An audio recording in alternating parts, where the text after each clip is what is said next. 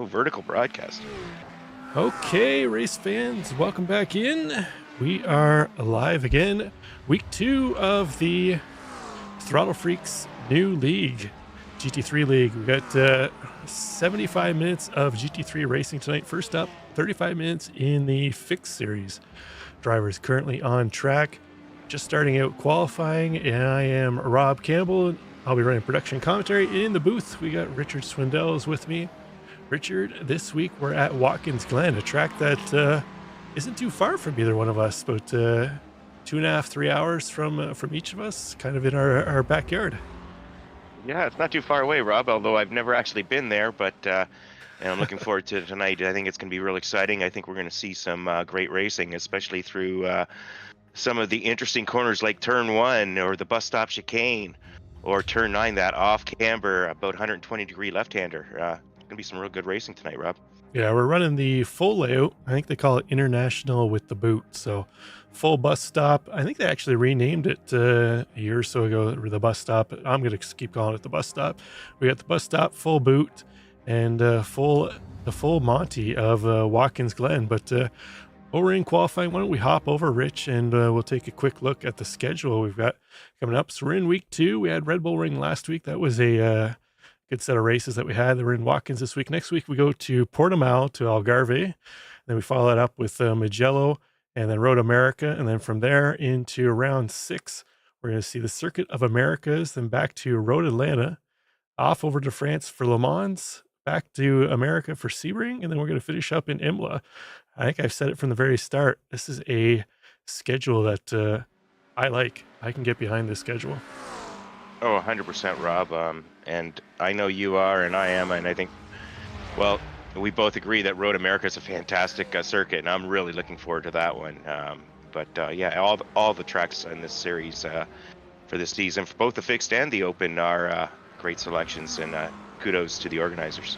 Yeah, well, I guess not necessarily organizers, because they follow the iRacing official schedule, right? Which, by all means, if you're an active GT3 driver and you want to have some input on this schedule, they usually start taking the polling and surveying of it around week 3 or 4 of the season, which is coming up soon, where they start taking the polls to get ready for next season. So if you want to have your voice in what tracks, keep an eye on when the voting starts for that, and you can have your say. But we're still in qualifying here, Rich. Looks like we got David Bush III up top of the GT3 Pro standings with a 143.688. That's a pretty blistering lap out there in a fixed setup with the Lamborghini. So real nice to see the old Lambo still up top and being competitive. But Felix Feliz only 1/10 behind him, and Jared Keane another 1/10 and 3/1000 behind him. So real tight top 5, only separated by 2/10.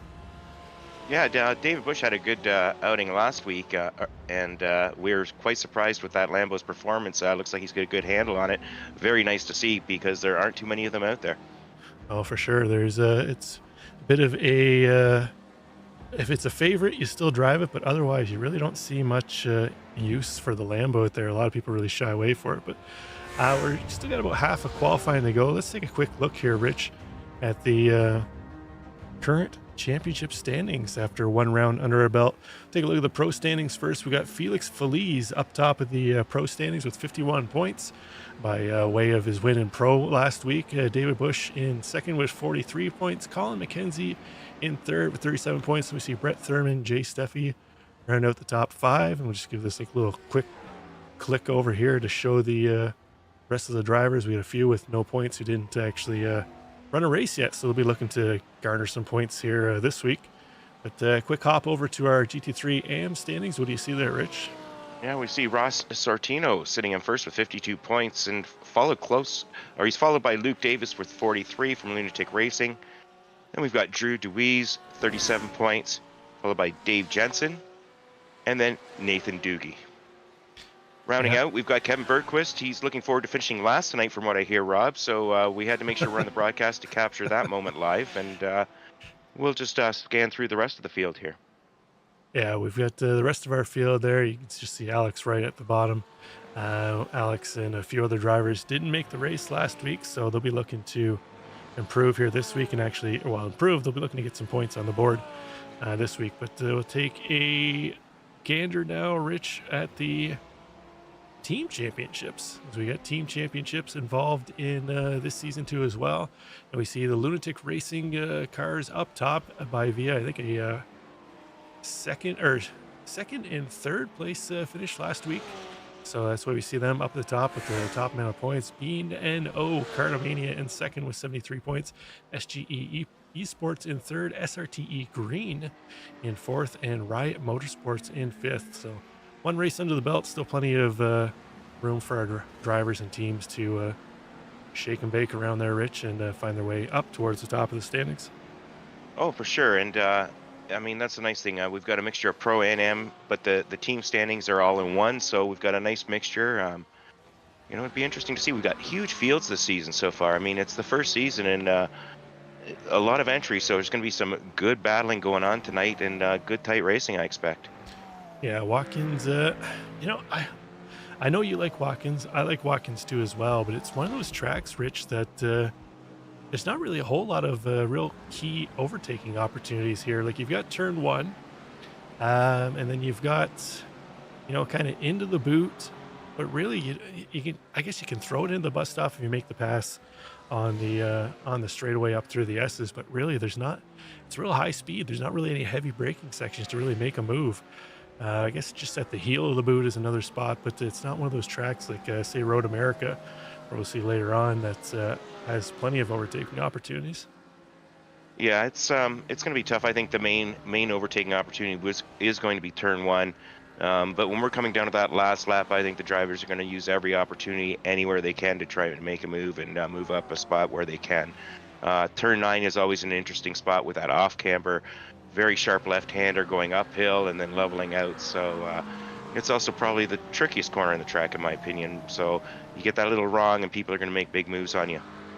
Yeah, you don't want to be fumbling around too much with traffic, but we're on board here with David Morse. David currently in 20th overall, 8th in class. So I've got everybody kind of sorted by overall standings right now. We can see our top AM driver actually sitting up in 9th overall. That's Waldo Walden.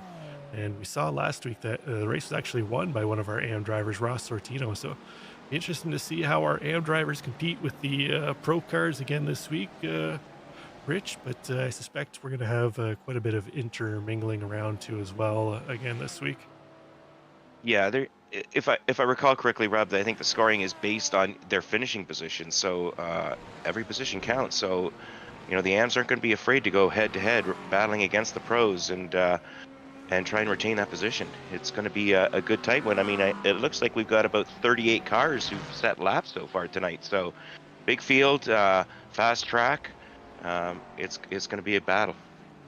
Yeah, I suspect we'll see a lot of battles out there. But there's Kevin Berkwish. You mentioned that in chat. He actually reminded us that we didn't have a broadcast already set up in YouTube. He wanted to make sure his family and friends were able to see him. So there's Kevin on screen now, currently sitting in 25th overall, 11th in class.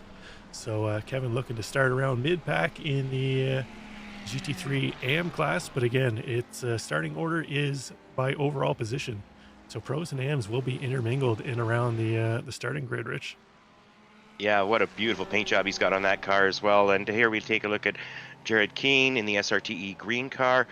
Jared's sitting 4th overall right now in qualifying and looking to improve a little bit, but so far he's in a great starting position. Yeah, looking strong so far. Jared, I've raced with him in years past in the defunct PRL series. Generally a guy who's up towards the front of the fixed field, so no surprise we see him sitting 4th overall in, well, I was going to say in GT3 Pro, but that's also 4th overall in the overall standings. But on board here with Scott Jeffries. Scott currently sitting back in 37th overall, so he'll be looking to improve next time around. But we're getting down to the end of qualifying, Rich, with just over a minute to go. And I was misguided last week. I was thinking that qualifying was done at the 15-minute mark, but I forgot that when we do open qualifying, as long as you cross the line before that clock ticks over the 15-minute mark, you can complete that lap you're on. So theoretically, we still have another 2.5 minutes or so of qualifying to go, depending on when our drivers get across the line. Yeah, I crossed this up a little bit last week. Different leagues do it different ways, and but we're with it now. Here we take a look at Colin McKenzie of Lunatic Racing. Colin sitting in 14th overall. 14th in the Pro Division. Colin looking to improve, but right now it looks like he's got a couple of tenths to go if he wants to move up. Oh, Colin pulling off. Well, never mind. Yeah, Colin's going to call it a qual, I guess, but we're on board here with Zach Mosley, currently third overall in AM, which also puts him 11th overall, or sorry, third in class in AM and 11th overall. So strong showing so far for the AM driver in Zach Mosley. One of the few Corvettes we have out here. It looks, I'm looking quickly, looks like we only have 2 Corvettes in the field here, Rich, but we're seeing a lot of the Porsches up towards the front. We've got, looks like 7 out of the top 10 are all featuring Porsche. So the Porsche look to be strong here this week, and then a couple of Lambos in there and one lonely little Acura in the top 10. So if you're driving a Porsche, you should have no excuses to be up at the front. Yeah, it looks like they're definitely favored here tonight in this fixed series. But you know, that Lambo's still looking strong, sitting in second place overall. Let's see how Zach does. It's on a final lap. We got Tyler Graff in the MadWorks car. This Porsche coming around to make his final lap in the qualifying. See how he does. He's up nice and tight. Took that one corner, had a little bit of a slide there, but let's see where he finishes up. Yeah, looks like he's kind of backing out across the line, so I don't suspect we'll see a quicker lap out of him. No, 1:44.4, so that's going to leave him in 8th place currently where he's standing. But Andrew Trickett, currently our 3rd overall car, heading around the final corner here now. We'll see if he's able to improve. Currently just over 1/10 back of second spot. Oh no, he's going to bail into the pits. David Bush, our current 2nd place car, as Felix Feliz has dropped him down 1 spot. David, 0.2 tenths back of Feliz. See what he's got to offer at the line. He's looking for, just almost 1/10 off his best time, but unable to pip Felix Feliz off top spot of the podium, Rich. Yeah, it's rather unfortunate. Dale Peterson coming across the line here. Looks like we're almost done here, Rob. We just got a few cars left out on track. David in 11th place, winding up in 11th, unfortunately. Yeah, we got a few cars. Looks like Robert Jeffries is going to call it quits on his run. Derek Rice heading into the final sector here. Say he's about our last car on lap that could complete a lap time. We didn't see Derek last week, so first race in the league here tonight for him, representing the Moonlight Speed team. So what kind of time Derek puts in right now, sitting in 35th. Oh, he's going to pull it into the pits. So that's not going to be any improvement for him. Just give timing and scoring a second here to reset itself. Then we'll have a quick look at the grid, Rich. Yeah, it's important. I mean, the guys know they're not going to beat their best time. Let's do a practice pit entry because they are going to have to stop for fuel. So, you know, best to make a chance and practice that pit entry when you know you're not going to improve your time. Don't waste that last opportunity you have. No doubt.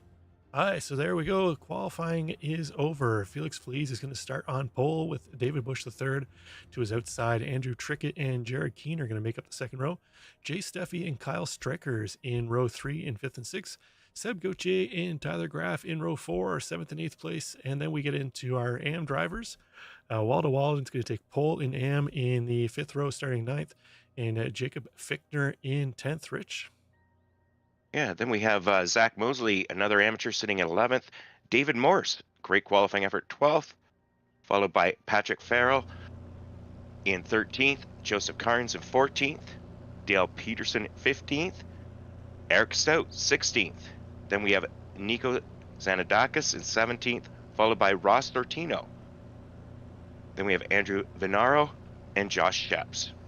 And then we're going to find Nathan Doogie in 21st, Alec Hillman in 22nd, David Jensen in 23rd, Kevin Bergquist going to start 24th, Colin McKenzie in 25th, Luke Davis, a teammate beside him, in 26th, Neil Alexander in 27th, Christopher Ryans in 28th, Ian Cabana in 29th, Robert Jeffries in 30th, Carson Quint 31st, Chris Halstead 32nd, Eden Southern 33rd, Kyle Morrison's going to start 34th, Derek Rice in 35th, Mark Bray in 36th. We got a big field here tonight, Rich. Scott Jeffries in 37th, Drew DeWeese in 38th, and then we have our administrator Sean Mulholland in 39th. He's just there to give them the old scolding before the race to make sure that nobody does anything they don't really want to be all that proud of, Rich. Well, that's for sure. And then once again, thank you, league organizers, for the short pace lap. We've just got a couple of corners actually here. We've got turn 9, 10, and 11 before they get on and get that green flag. So it's going to be a quick chance to warm up the tires and get things underway here, Rob. Yeah, let's take a quick look at the weather we got right now, Rich. 19-degree air temp, 21-degree track temp. So you can't really ask for much better conditions for weather out there tonight. It should be relatively easy on the tires. Just a quick 35-minute sprint race anyways.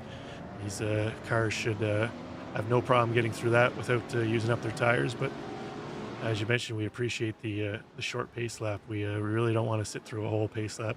It's nothing like taking a minute and a half lap and turning it into 3 minutes. But here we go, Rich. We're heading into the final corner. Pace car about to duck off, and then the field will be under Felix Feliz's control for round 2 of the fixed GT3 series for the Throttle Freaks series. So we got 38 freaks about to head the start-finish line here, Rich. We got Barney holding the green flag, waiting for him to drop it, and away they go. Barney, yeah, Felix Feliz got a great job. Yeah, Felix Feliz coming into the first corner. He's followed closely by David Bush, the third. Everybody, the first two guys getting nose to tail, looking organized. A couple cars spread out, but in the backfield, but everybody's looking like they're going pretty hard here and fairly clean. A little too wide action, but they've got to get it straightened out entering this section, Rob. Yeah, that was Tyler Graff and I believe Seb Gauthier that were heading too wide up and through the S's, but they got that sorted out very quickly. First time into the bus stop, Rich, here. Let's see what we got here. Looks like everybody getting through there relatively well so far. We take a look back through the field. I'm not seeing anybody off track. Excellent job. Turn 1, 38 cars on track. It easily could all go wrong through the bus stop early on here, Rich. But yeah, we're halfway through this first lap, Rob, and I don't see any incidents on track, and that's what we like to see. Good clean start. Very rare with 38 cars at Watkins Glen. Yeah, that's what we like to see. It looks like Chris Halstead has jumped to the pits, so looks like a solo car incident. We'll take a look at that, what happened there in a little bit. But right now, we've got Felix Feliz leading around the way. See in the back, a little farther back, Tyler Graff kind of shows the nose in behind Kyle Stryker's up ahead. Stryker's in our second Lambo in the top 10. So a couple Lambos showing the way here around Watkins Glen here this evening. He's got a bit full of Porsches up ahead to chase down Andrew Trickett, the first one up ahead of him. Trickett down one spot. Jared Keane was able to hop around him early on. We see Graff putting a ton of pressure on the back of Strikers as they're going to come around and finish up lap 1. Yeah, lap 1, nice, good opening lap. We got cars nose to tail. This is the opportunity to make a move. We've got Kyle Strikers all over the back, and he's going to make a move, trying down the inside, entering turn 1. This is the best spot to make a move, and it looks like he's got that one done, Rob. Yeah, it looks like Stryker's not ready to let him go, but he's going to try and duck back in behind, which is probably the wise move. Utilize the draft up into the bus stop, try and make another move back around there, but they don't really want to fight too much, Rich, because while they're battling, that's allowing the top 4 cars to start to edge away, as it looks like Feliz, Bush, Keane, and Trickett opening up a gap now on Graff and Strikers. As we see Graff and Strikers still battling out. They thought about going too wide into the bus stop. They think a little better of it for now and live to battle another day. But while they're doing that's allowing Jay Steffi and company in behind to stay tight on the back bumper, and they cannot pull away from them at this point. Yeah, we've got everybody looking in a nice draft train right now. It's really hard to make a pass when everybody's got that same advantage as the guy ahead of them. So cars all in single file lined up, making sure they're staying nicely tucked in right behind the car ahead of them. Jay Steffi, we do have somebody making a move. We got Andrew Venaro going on the outside, getting past it looks like, and a little too wide, but everybody's back in line now, Rob. Yeah, Venaro making a move, around Josh Shep's it's gonna move him up into 19th overall. He's currently 13th in the pro class. He's in between a couple of the AM cars, but again, as Rich mentioned earlier on, points are allocated for overall finishing position. So it doesn't matter if you finish ahead of an AM or behind an AM, you still only get points for that position that you finished in. So every position matters here, regardless of what class you're in. Yeah, they're not looking at class when they're looking at the car ahead of them. They're looking at that hey, let's move up one more spot, improve our finishing positions. Here we come into the final last couple of corners, and we've got, what is that, a 7-car train, Rob? I mean, this is nice close racing. We've got somebody protecting the inside here. Derek Rice running down.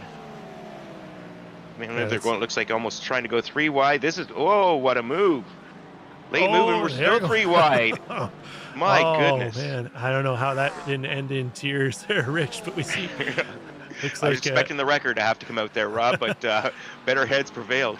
somehow Drew DeWeese managed to knife his way through in the Acura, managed to get in between Scott Jeffries, Derek Rice, and Kyle Morrison. I don't know how that didn't end in tears, but they're heading to the bus stop now. Let's see what they got to offer. They're going to head 2 wide into the bus stop. So far, looks like everybody's living to. Oh no, we lost. Looks like slide. Derek Rice slid through the bus stop. He's going to head off track. Fortunate for him, but looks like he can get turned around, get back on track. But the way they were battling out there, Rich, it was only going to end one way or another very shortly. You can't go 2-3 cars wide into the bus stop there and not have something like that happen. No, that never ends well. And as we saw right there, that's usual result. Somebody's going to get the worst end of the stick, and I think that was just being a little offline. I don't think there's any car contact, but here we go. We got 4 cars here battling up in the last half, exiting the boot, and nose to tail. And man, these guys are battling hard. We've got Kyle Landon Morrison. He's got 3 cars behind him, and he's entering the tough section. He's entering turn 9, trying to make it around this off-camber left-hander. Everybody's taking it nice and clean. Nobody's making a move. Everything's nice and clean here. Beautiful graphics there on that rear wing of his car. Yeah, we will give Kyle Landon Morrison all the shout-outs for the Pit Road Productions decal on the wing. We love to see it, but currently he's leading around Karsten Quince, Mark Bray, and Luke Davis, as it looks like Quince going to try and make a move on the inside of Landon Morrison. He's got nose ahead heading into turn 1. Morrison got the inside, but Quince going to make that pass stick. And it looks like Mark Bray thought about trying to make a move around the outside too as well, but Morrison going to have to try and defend up through the S's. Right now it's a battle of V8s between the Mercedes V8 and the Mustang V8. It looks like Morrison's going to have to give up the ghost in that position too, as well as Mark Bray is going to move around him up 4 spots on the day, 5 spots now, up into 17th in GT3 and 31st overall. Yeah, great start by Mark Bray, and you know, I guess we gave him a little kiss of death to Kyle for his great logos, but I'm sure he'll be battled back. But back up to the leaders, we got Felix Felice still leading, followed by David Bush III and Jerry Keane, it looks like. So, you know, these 2 drivers up front battled hard last week, and looks like they're right back at it again this week, Rob. Neither willing to give an inch to the other, and I think it's going to go like this for the next, you know, 25 minutes or so. Yeah, looks like they managed to drop Andrew Trickett off the back of this pack. Now it's a 3-way battle up front, all 3 podium positions currently pulling away from the back, but looks like they're pretty stable up there. We'll drop back to Andrew Trickett, who's feeling some pressure from Tyler Graff. Tyler Graff in that multicolored Porsche, one of the better looking themes on the liveries on the grid here. He's got actually a QR code on the door of that thing. Let's scan it. Try and scan it as you're passing, or he's passing you on track, see what it says. But right now he's putting a lot of pressure on the back of Andrew Trickett, trying to find a way around him up into the bus stop. We'll see if Graff pulls the inside. He's got to run, see if he's able to make the pass stick, head into the bus stop. It's like Trickett going to just let him go and tuck him behind. Wise move. You know, we saw what happens when you battle in through the bus stop there early on, but now he's fallen into the clutches of Kyle Strikers in that Lambo, and Jay Steffi right in there too as well. Yeah, it doesn't make any sense to battle that hard in the bus stop. Is once again, they're not giving up. They don't want to give up those positions too easily. But you know, we're only 10 minutes into this race, and there's no sense ruining your race with 25 minutes still left to go. Everybody's falling in line. Kyle Strikers, beautiful looking paint scheme on that car, the SRTE orange car. We got the 4 cars, and then 1 trailing behind. Everybody's just trying to keep in line, not lose too many places, and make a move where the opportunity arises. Yeah, we got a moment here, Rich. Let's take a look back at what happened in the bus stop earlier on. We saw Derek Rice. Oh no, this was after. I thought that was the original bus stop incident there through the. We saw Derek Rice. Nope. This was a solo spin here, so Not the day Derek Rice, not the debut Derek Rice wanted to have into this one, Rich. But he'll be hoping for sunnier ways later on in the season, no doubt. Yeah, it was a tough one. Meanwhile, we've got Kyle Strikers here battling hard. He's looks like he's getting moved on him up the inside. It's a matter of who can carry the momentum around the outside going up the hill. Kyle using up all the track and then some, trying to maintain his position, and they're going to go too wide, and this is going to be interesting coming up through the tight S's, and he's battling back, and it looks like he holds on to the position for now. Yeah, that was Chase Steffi in the vacuum cleaner Acura trying to make a move on the inside. He's going to try and cross over to the outside now. Looks like Trickett going to protect the, or sorry, not Trickett. Striker's going to protect the inside against Steffi. Trickett's just ahead of them in the chrome-colored Porsche, but looks like the Lambo getting through the bus stop a little quicker than the Acura. I know I checked the, was it the lap times last week in the officials, see kind of what cars to expect up near the front, and the Lambo actually posted the quickest times. So I'm not surprised to see the Lambos faring well here tonight, Rich. But let's take a look a little farther back in the field here.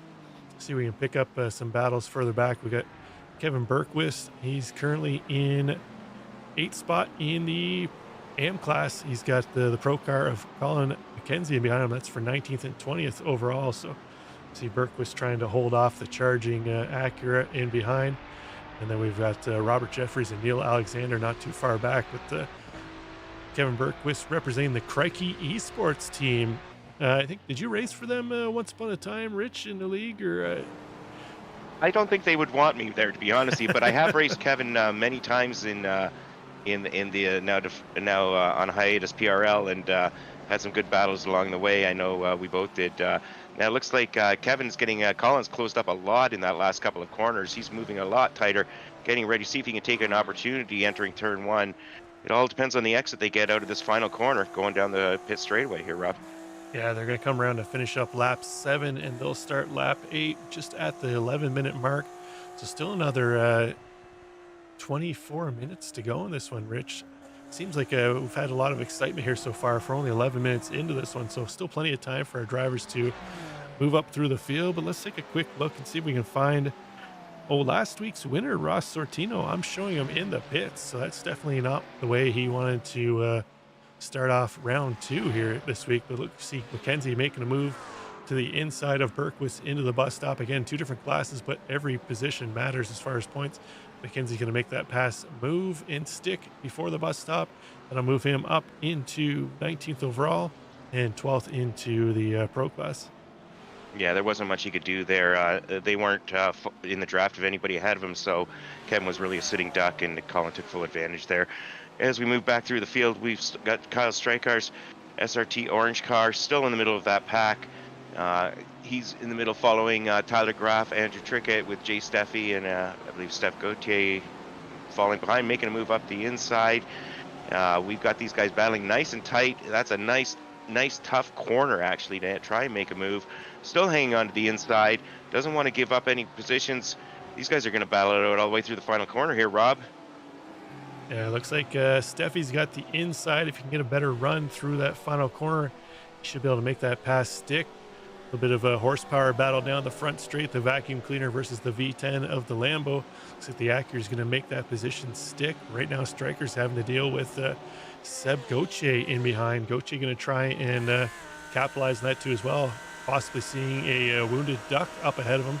Try and make the move, but Strikers looks like he's collected himself back up and able to fend off any charge from Gauthier.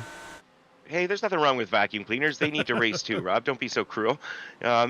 Meanwhile, we've got these guys in a nice tight battle. I mean, every corner is just a matter of trying to capitalize and gain a position, and they're going hard every single corner. Kyle Striker's that beautiful looking car. Yeah, it's a sharp paint job, the SRTE orange paint theme they've got out there. But looks like we got a little battle back here between Drew DeWeese and Drew DeWeese and Scott Jeffries up ahead. So they're heading into the bus stop. That's for 11th and 12th in class, but it's also for 23rd, 24th overall. As we see, it looks like DeWeese going to drop back to 12th spot as Jeffries makes the moves around. So we'll see if he's able to counteract that move But they're going to charge on there, Russ or Rich. Sorry, that's our closest Man, battle on track right I was a little now. worried there as they were entering that bus stop. That was a real tight line he was taking. I was impressed he managed to get it slowed down and not collect the other car. Great driving there, but very difficult line entering that bus stop chicane. But not giving up. He's trying to hang on here and try and make a move and get that position. No doubt. Let's take a look at what happened to last week's winner, Ross Sortino, to see if we can figure out why he's. Oh, Oh, oh, he just that'll tunneled through do the it. bus stop and got collected up by another car that was off track. How much that might have been Joseph Carnes. I'm seeing him flagged here for an off track too as well. Yeah, it was the Corvette of Carnes gets loose through the bus stop, bounces off the wall. Oh, he might get called into the steward's room for that. It looked like he didn't quite hold his brakes fully. I think the brake lights were on, but he was still rolling backwards. So unfortunate for last week's winner, Ross Sortino. That's going to put him into the repair shop here. No fast repairs, so unfortunately, you can't pop in, grab a spare car, and hop back out. Yeah, that was unfortunate. Meanwhile, back up at the front, Felix Feliz, he's been leading this race, well, quite some time now, but David Bush third, hanging on tight in second. This is coming down now. We've got this down into really a two-car battle, Rob, for the lead. Third place, Jared Keane has fallen off the pack, and he's kind of in third all by himself.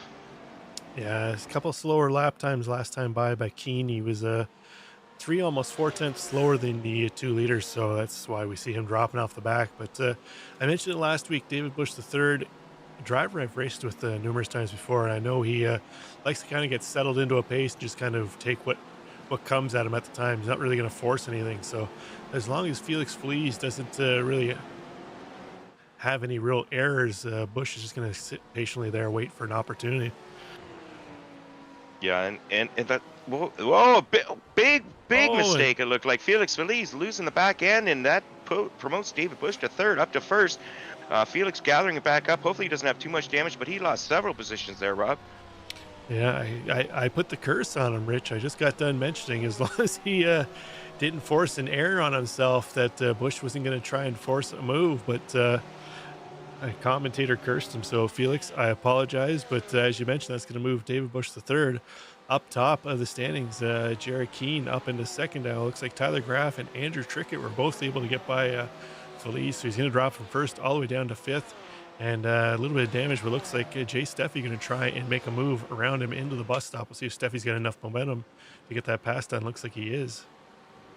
Yeah, nicely done. The bus stop is a good spot as long as you get that good exit and that good run with the draft, and Jay did. So Jay's moving on up.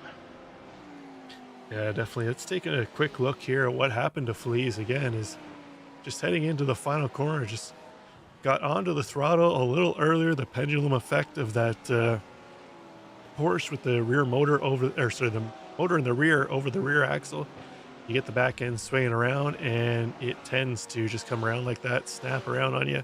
That's all it was, but it didn't look like it was all that heavy of a hit, Rich. So I suspect he won't have a whole lot of damage. They could probably knock out a little bit of it when he pulls into the pits and gets his fuel. Yeah, he's underway again and going strong. So he's down into seventh place. So let's see where he ends up at the end of this after that incident. Meanwhile, we're going back in the field, back to Colin McKenzie. He's sitting in 12th in his class. Colin is battling hard here. He's trying to catch up to Dave Jensen just ahead of him. Here they come up into corner 9. Difficult corner. Let's see how he takes this. This is one where the back end can get real loose on the Porsche if you're not careful. But it looks like Dave Jensen's got that well under control. Yeah, it looks like Jensen's got full control of that Porsche up ahead, but McKenzie trying to find a way to put some pressure on him to make a move around, but unable to do so right now. Is back up here. Felix Feliz feeling some pressure now from Seb Gauthier. So we'll see how hampered that Porsche is, as it's Porsche versus Porsche heading up through the S's, heading to the bus stop. We'll see what kind of aero damage that Feliz has. Looks like he's able to stay fairly competitive against Gauthier there, so I suspect he's only got some superficial damage. Rich shouldn't really cause him a whole lot of pain and suffering. I don't even really see much as far as damage on the front end of that car, so I suspect we'll see him trying to make his way back up through the front here shortly. Yeah, it's going to be tough. It's going to be tough from that position, but at least he's still racing, and that's what we want to see. Meanwhile, we got Patrick Farrell and attacking Waldo Walden. And, you know, Rob, we got 38 cars here, 38 cars, and we got battles all the way up and down the field. And this is just fantastic racing here. Great exhibition by these drivers. As Yeah, we're coming in, it looks like for their mandatory, or not mandatory, but their fuel pit stops, we've got our first group of cars. Got Jeffries coming out. We've got, who's next? We got Mark Bray coming out. Just these are the first cars to enter the pits. Looks like we've got, maybe a third of the field having pitted now. Yeah, we've got our undercut drivers trying to jump into the pits, get a little service earlier, find some clean air. We'll see how it works out for them. But our field still stretched out front to back on this one as we hop back up. Looks like we're on board here with Waldo Walden, going to drop into the pits here to get his service done. He's got Kyle Strikers up ahead of him. Strikers, a car that we saw up towards the front battling most of the race as well. So some of our front runners starting to come in to get their service as well now too, Rich. So I suspect we'll see more and more of the field start to pop in here over the next lap or two. Yeah, I'm not sure where the pit window ends, but it's going to be soon, I would think. Meanwhile, we got Patrick Farrell. We got Zach Mosley following up close behind. Nice draft, but not close enough to make a move at this stage. Taking a lot of curb there. That Corvette almost got totally airborne, but remaining tight, nice under control. Yeah, we saw what happened to a couple other Corvettes heading through the bus stop, so I'm not so sure I'd be really throwing it up on the curbs through there. It didn't seem like the vet is really all that appreciative of being banged around on the curbs, so we'll see how that works out as we see Mackenzie just tail end here as he makes a move around Alex Hillman. That's going to move Mackenzie up into 11th overall, 11 spots up on the day 11th in class. So he's continuing to work his way through the field, 14th overall. So yeah, Colin's having a great race so far. Yeah, we'll take it back. Look here at Farrell and Fichtner. This is currently our closest battle on the track as Zach Mosley looks to the outside of Fichtner. Fichtner able to hold him off. Farrell able to hold him off. I got the two mixed up here. Mosley back end coming a little loose there, and that leaves me the opportunity here to make a move, and Corvette's slipping on by. We got to stop talking about these guys, Rob. Every time we do, they make a little bit of an error. Oh, it looks like we're coming in into pit entry here, and we got a big line of cars coming into the pits. This must be getting near the end of the pit window. Yeah, it looks like we've got basically every one of our cars coming into the pits now. Anybody who hasn't made their stop coming in. We're at the tail end of the pit window, but looks like Colin McKenzie is still out on track. He's going to take over the lead, so I'm sure he's able to fuel save behind a couple of cars that we saw him making a maneuver around, but he's going to try and go one more lap along with Alex Hillman, the Porsche that he just got by not too long ago. So we got a couple drivers trying to put in that extra lap. We'll see how it works out for them, but McKenzie with a 44.4 last time by. I believe that was the quickest lap of the race. Just scan through here quick. So low fuel, quick lap for McKenzie. Hopefully he got enough fuel to get around to as well. For Hillman is our leader Bush and Keane are back on the track. They're not actually too far behind those two lead cars that have stayed out as we see Tyler Graff trying to make a move around Jared Keane into the bus stop. Look, they had touched a little bit, but they keep going. That could have went all sorts of sideways, but they kept going through that one. Keane able to keep it on track, and Graff is going to move around him up into fourth spot. Yeah, that was one of the first times we've seen going too wide all the way through the bus stop, and it worked out okay, surprisingly, and that was nice to see. Meanwhile, we've got Neil Alexander here. He's coming up. It looks like he's battling as Kevin Bergquist entering the bus stop, but he wisely lets off, just trails, tries to close up the gap, give himself a little bit of space, not take any undue risk at this stage of the race. But nice, got to get a little close there. Had to back off a little bit as Kevin, who was driving a little different line than Neil wanted to. Yeah, tight battle here between the Ferrari of Bergquist and the McLaren of Neil Alexander. Keep getting them mixed up here. All these cars, Rich. We still have, still have 36 cars on track. We've only lost a couple cars at this point in time. So we've seen some incidents, but everybody's still motoring around on track at this point in time. So we'd like to see it. Like to see as many cars finishing up the race as they can. But we see Felix Feliz feeling some pressure from Kyle Strikers. Feliz, I suspect they did a little bit of repairs on the front end of that car, and he's back on the track. Let's see, he's still got a little bit of damage on the left front, but shouldn't affect him a whole lot, as Strikers is going to move around up into 6th overall. It's going to drop Feliz back into 7th, and he's got Seb Goche in behind him again. We saw them kind of battling just before the fuel cycles. So Goche dropped back a little bit, 1.1 back of Feliz through the pit cycle. So Feliz a little quicker pit stop, 43.3 to Goche's 45.0. So there's your reason for the gap in between them. But we'll see if Goche has enough pace to catch back up to Feliz. Yeah, I think Feliz, although it's just minor damage, with him being in 7th place and not being able to make any gains, I think a lot of that, he can keep the pace up under draft, but when he's out on his own, I think he just doesn't have the speed top end that others do. Meanwhile, we're back up with Jared Keane.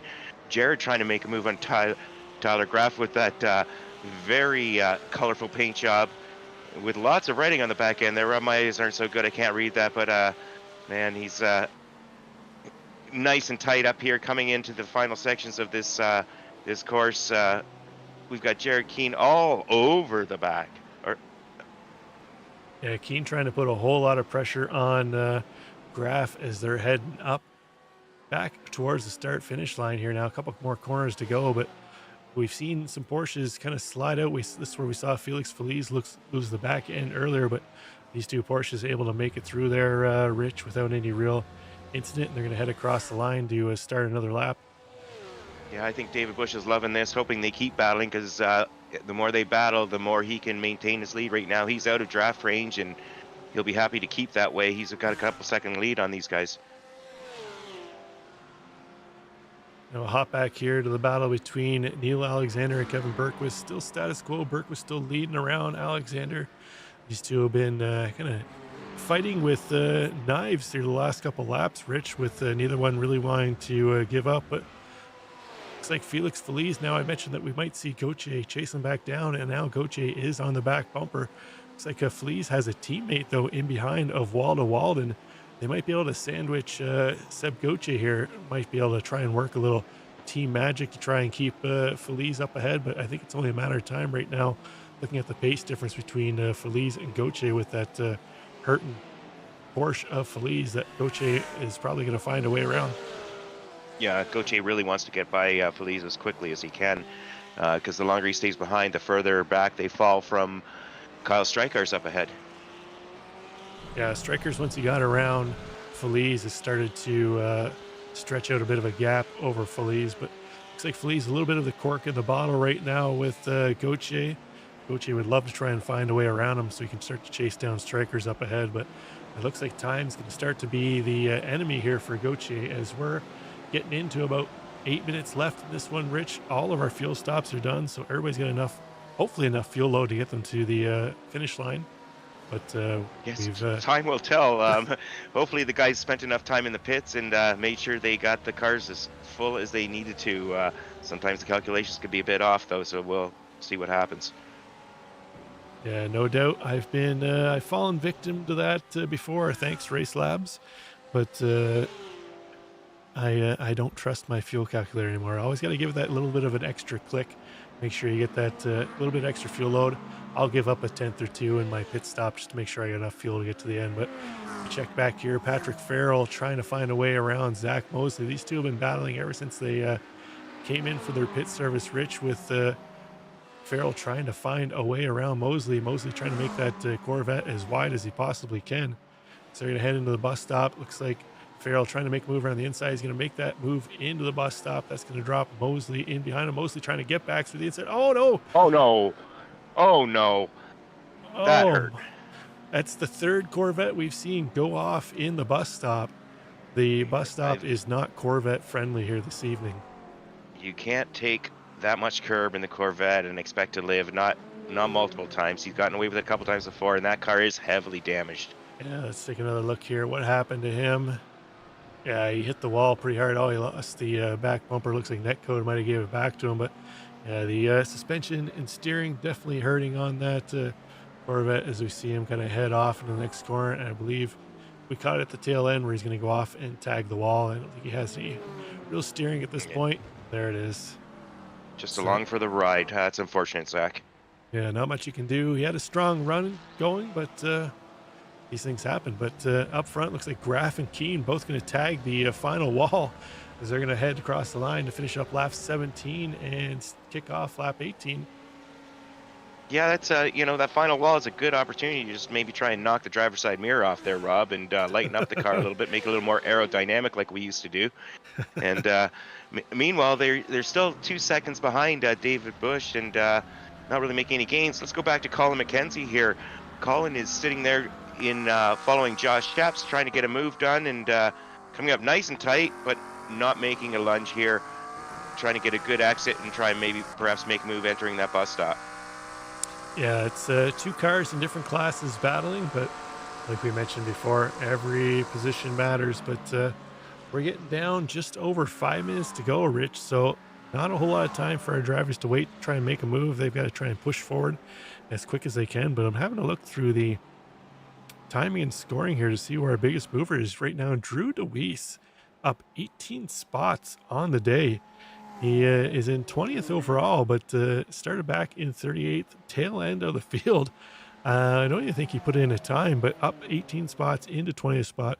Nice run for him so far. He's kind of in between battles here right now. He's got Carson Quint 1 second back of him, but Robert Jeffries another 11 seconds up ahead. So he's kind of in purgatory here with nowhere to go, but nice strong showing for him right now.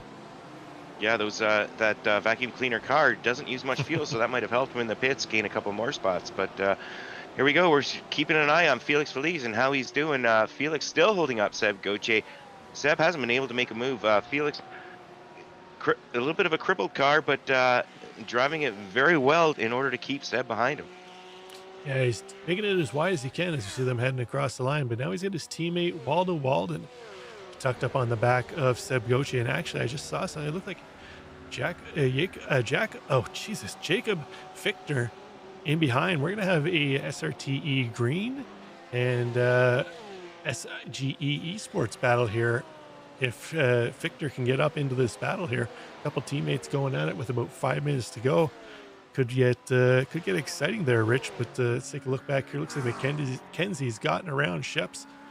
It's going to drop Sheps down to 15th overall, but he's up 5 spots on the day, currently 3rd overall in the AM class. So nice run for Josh Sheps as it's shaking out right now. Another hard charger up on the day, 13 spots gained for Mark Bray, currently 23rd overall.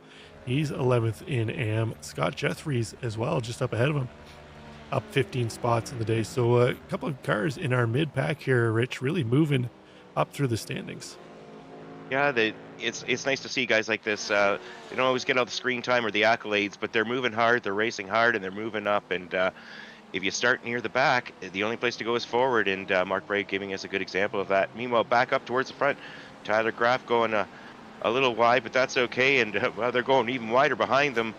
Tyler Graf holding strong, and he's still keeping Jared Keane behind him.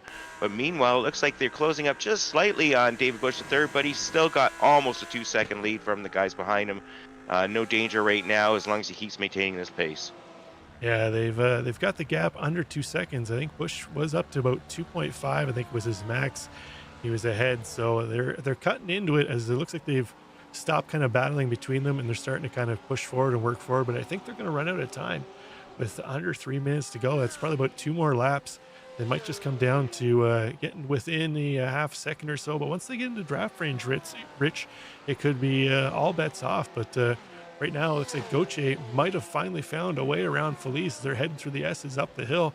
Although Feliz not ready to give up that position, forces Gauthier out wide. Gauthier having to tuck back in. Gauthier might have been better off just trying to stay in the draft until they got through the S's and then make a move, because that's compromised his draft and his overrun into the bus stop. Yeah, if you can't get that move done, it's better to hang back and build that momentum up, because all that's doing right now is allowing Waldo Walden, teammate, to get back up into draft range with them, and that's going to make things even harder for Seb. But as I say that, Seb Gauthier making a big run around the outside, and it looks like finally he has gotten by. Yeah. Nice pass there by Seb. See, we just had to talk about him, and we talk it negatively, and things go positively. We're just wrong every time, Rob. Yeah, it looks like Gauthier and Feliz's teammate, Waldo Walden, able to get around him too as well. So Feliz was able to hold it off as long as he could, Rich, but unfortunately he just had to give up the ghost. Now he's got Jacob Fichtner.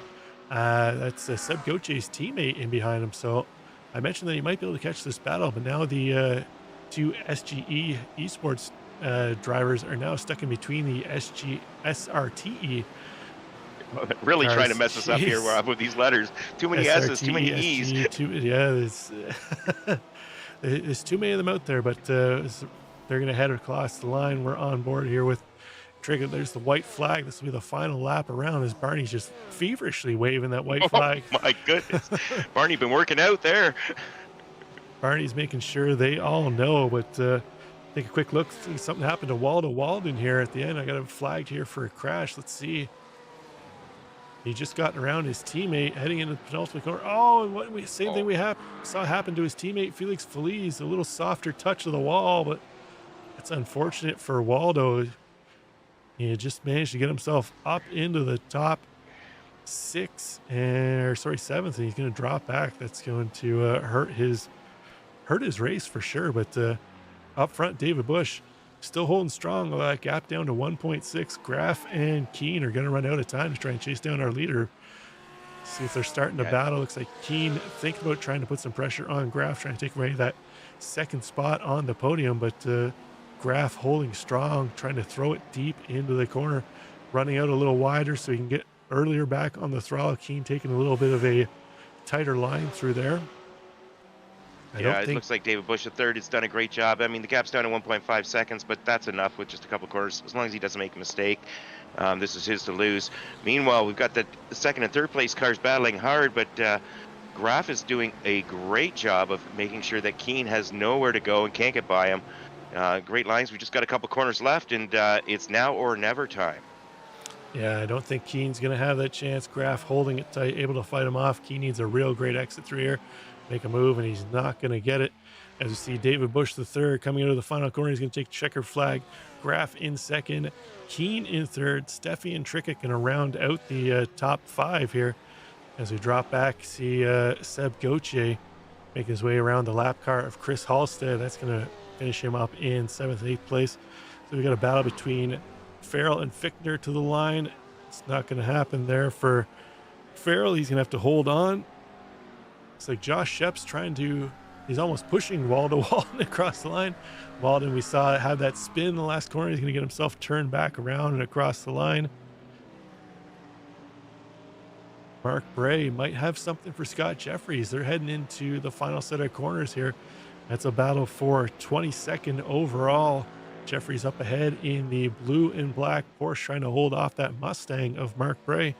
It's also for 10th and 11th in the AM class. Bray's going to go wide. That should pretty much guarantee that spot for Jeffries. Yeah, these drivers up 15 positions and 13 positions. Great job, guys. And nicely done by the two of them. You see a drag race to the line. Looks like the Porsche is going to come out on top there. Dave Jensen heading into the final corner. Car looking a little beaten up on the front end for Dave. He's going to take it back to the body shop for sure. The mechanics are not going to be happy with him. Hey, the headlights still work though, Rob. It's all good. Yeah, as long as you can flash the high beams, give them the razzle dazzle, that's all you need. But looks like Luke Davis going to be our final car on the lead lap. We're just waiting for him to cross the line, and then everything will be official.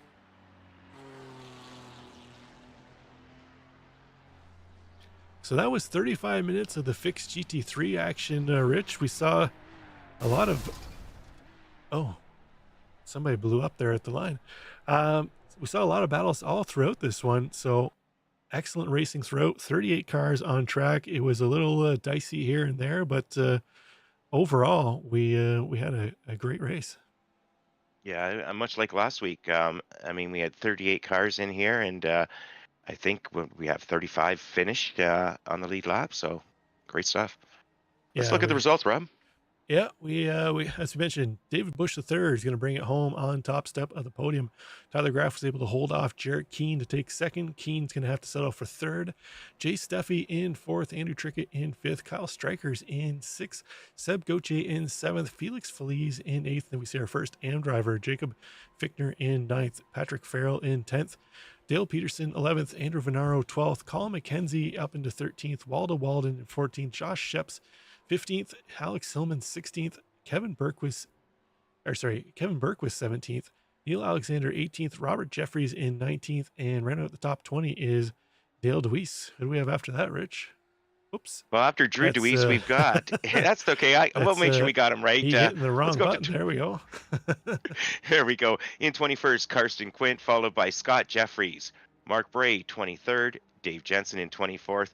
Then we have Ian Southern, Luke Davis, and then we have the cars that didn't finish on the lead lap. It looks like we've got Ian Cabana, Kyle Morrison, Chris Halstead, Christopher Rhines in 30th. 31st, we've got Zach Mosley, Eric Stout, 9 laps down, David Morse, 33rd, Ross Sortino, not a great race for him, 34th. Then we had Joseph Carnes, Nathan Doogie, sorry, and then we had Nikos Zanadakis and Derek Rice rounding out the field. Yeah, a bit of a used car parking lot at the back there, Rich. But Watkins, Glen be like that sometimes. But so you got a few drivers in the booth here. Let's bring our race winner, David Bush III, into the booth. D Bush, how'd you see that one? Kind of out front for the most of it. Just tried to pull away from the guys behind early on, and then went in the kind of fuel save mode. And then when Felix had his issue, I just kind of set sail and managed the gap the whole rest of the race. Yeah, we kind of suspected at the end that you were just kind of trying to manage the gap. It looks like they kind of reeled you in a little bit at the end, but I suspect you were just kind of pushing it as hard as you needed to be to stay out front. But the Lambo, I was mentioning on broadcast that I had a look, and it looked like the Lambo was a real top competitor all last week in the fixed series. So were you feeling pretty confident coming in with the Lambo?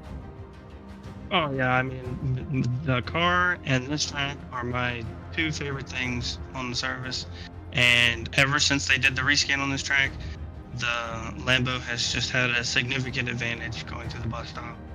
And I'm sure you can go back and look at parts of the race where I would catch Felix very easily going through the bus stop, and then I would just sit there behind him the rest of the lap.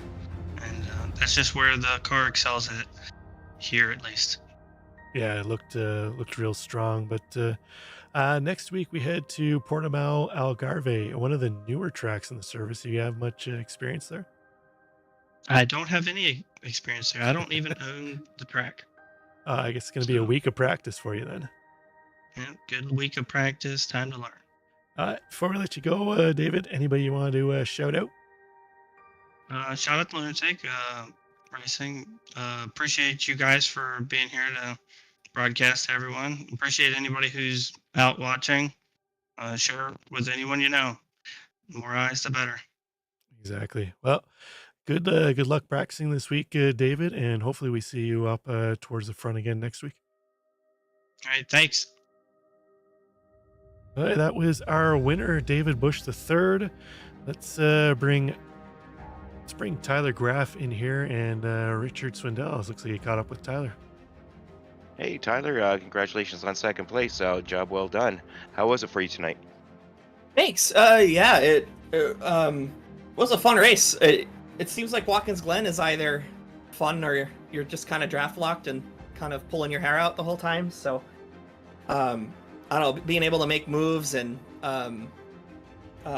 everybody here always races clean. So it was fun to march up the pack a little bit. I think I dropped the ball a bit in qualifying, but this has never really been a good qualifying track for me. So, I just relied on my race pace, and I think today it paid off. I think maybe we could have had a chance at David. I know Jared was trying to challenge for second. I think if we maybe worked together, we might have got there. But I mean, there was 10 minutes left in the race, and he also wants second, so I get it. But it was fun. Everybody raced great. Yeah, it was fabulous watching you and Jared battle hard. It looked like, especially for those last 5 or 6 minutes. And congratulations. We're going to Algarve next week. Any experience there? I think I've done one race there. It's been quite a while. I think like PRL season 2 last year, the opener was there. So I've only got a few laps there. It's a track that I learned in a GT3 car though, so that should help me a little bit. It's not something where I have to like reteach myself braking points or anything. So I think it should go well. It's a fun track, so we'll vibe with it. That sounds great. We're going to have to look at the broadcast later and scan your QR code because it was going by too fast for us to get a hold of it during the Oh. broadcast. But Hotmilk.com. Corporation pops out this summer. Awesome.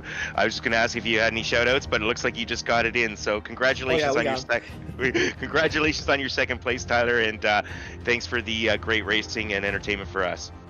Great. Yeah. Thanks for you guys do too. Wow. Words are hard. It's been a long day. Have a good one. You too. Bye now. Okay, that was Tyler Graff, and we'll quickly bring in Jared Keene here to give a little chat with Jared. Jared, P3, looked like you were trying to push Tyler Graff really towards the last 5 minutes or so of the race. Did you think you had anything for him to try and move around into second? I did think so. Yeah, after he got past me at the bus stop coming out of the pit cycle, I felt like I could stay tucked in and probably either force an error just by pushing him, or the draft could help me. But I just didn't make it happen. Bottom line. Yeah, it happens. The Porsches looked like they were fairly strong here tonight, along with the Lambos. Next week we head to Algarve. I can't remember off the top of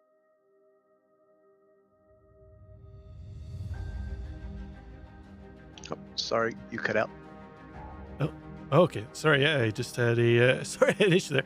I was saying I can't remember off the top of my head what cars were strong at Algarve last time I raced it in GT3, but I suspect the Porsche generally is fairly strong everywhere. But do you have much time on track? We've asked the other two at the top of the standings here with you. David Bush said he doesn't even own the track, and Tyler Graff thinks he's raced it once. How you feeling going into next week after hearing that?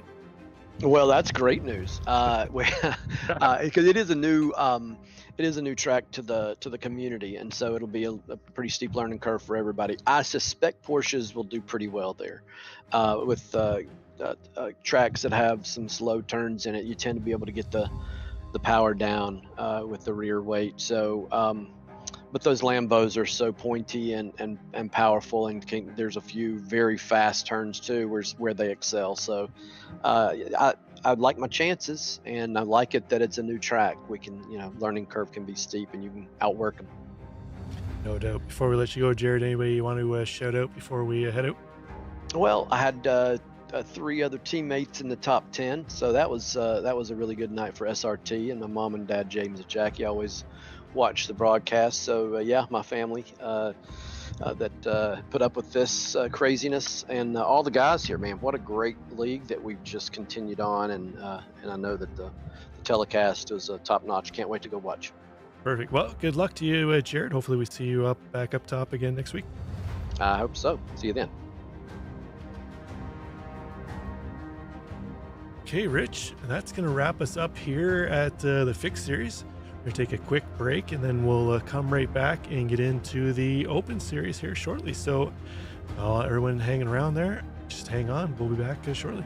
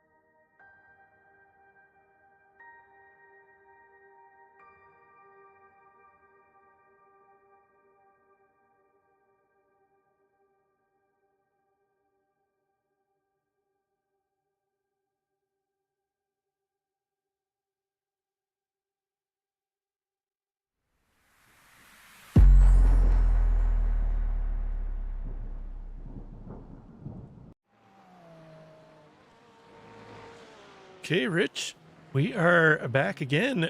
This time we're with the Open Series of the Throttle Freaks League, GT3 League.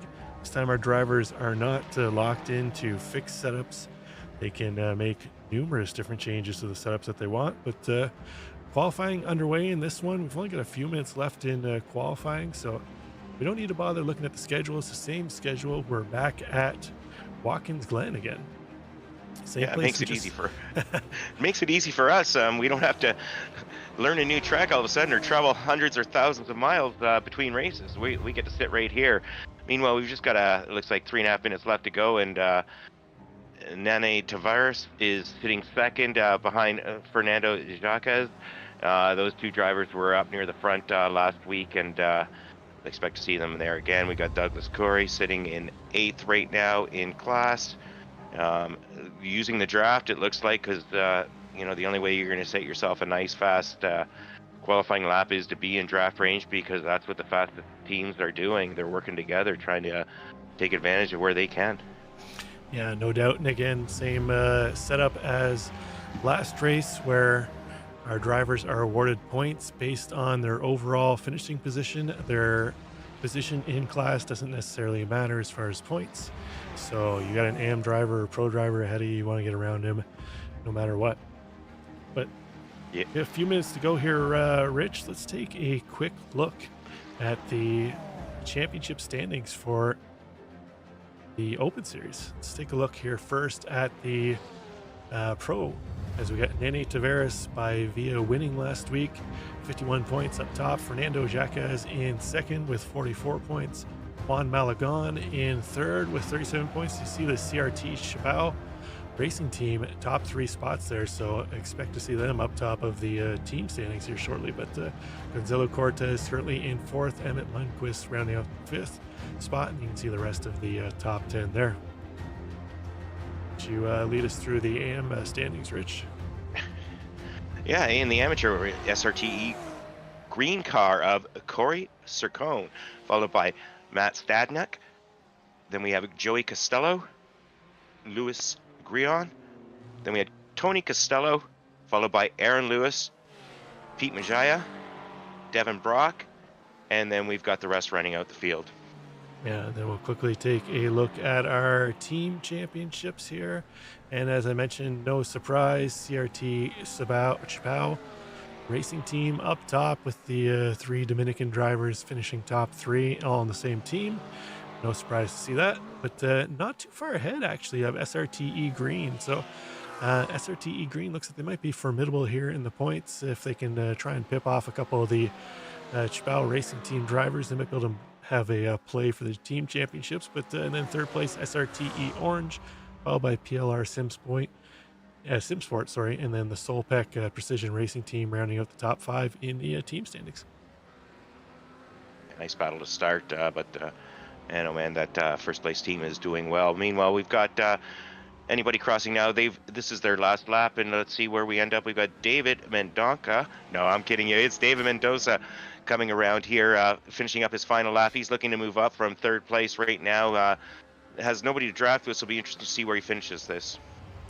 Yeah, we featured Mendoza last week. He was involved in that turn 1 incident at Red Bull that cost him, I believe he's actually might have been in 3rd or 4th at the time, and fell all the way back in the field. Was able to work back up halfway through the field again, so he'll be definitely looking for a better showing here this week at Watkins Glen. Currently, as you mentioned, sitting 3rd overall. He's about top 3 spots, Rich, separated by only 4 hundredths of a second out there.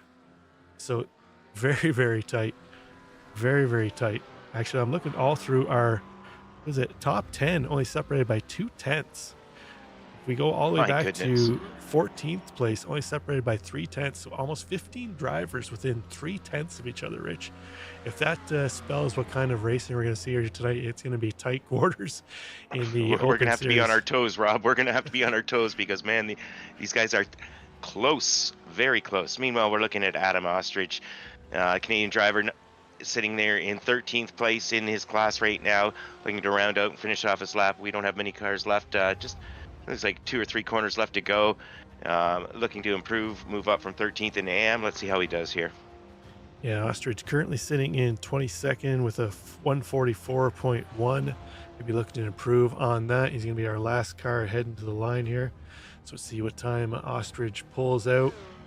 See if he improves at all. No, it looks like that is either he had an off track or it was an out lap.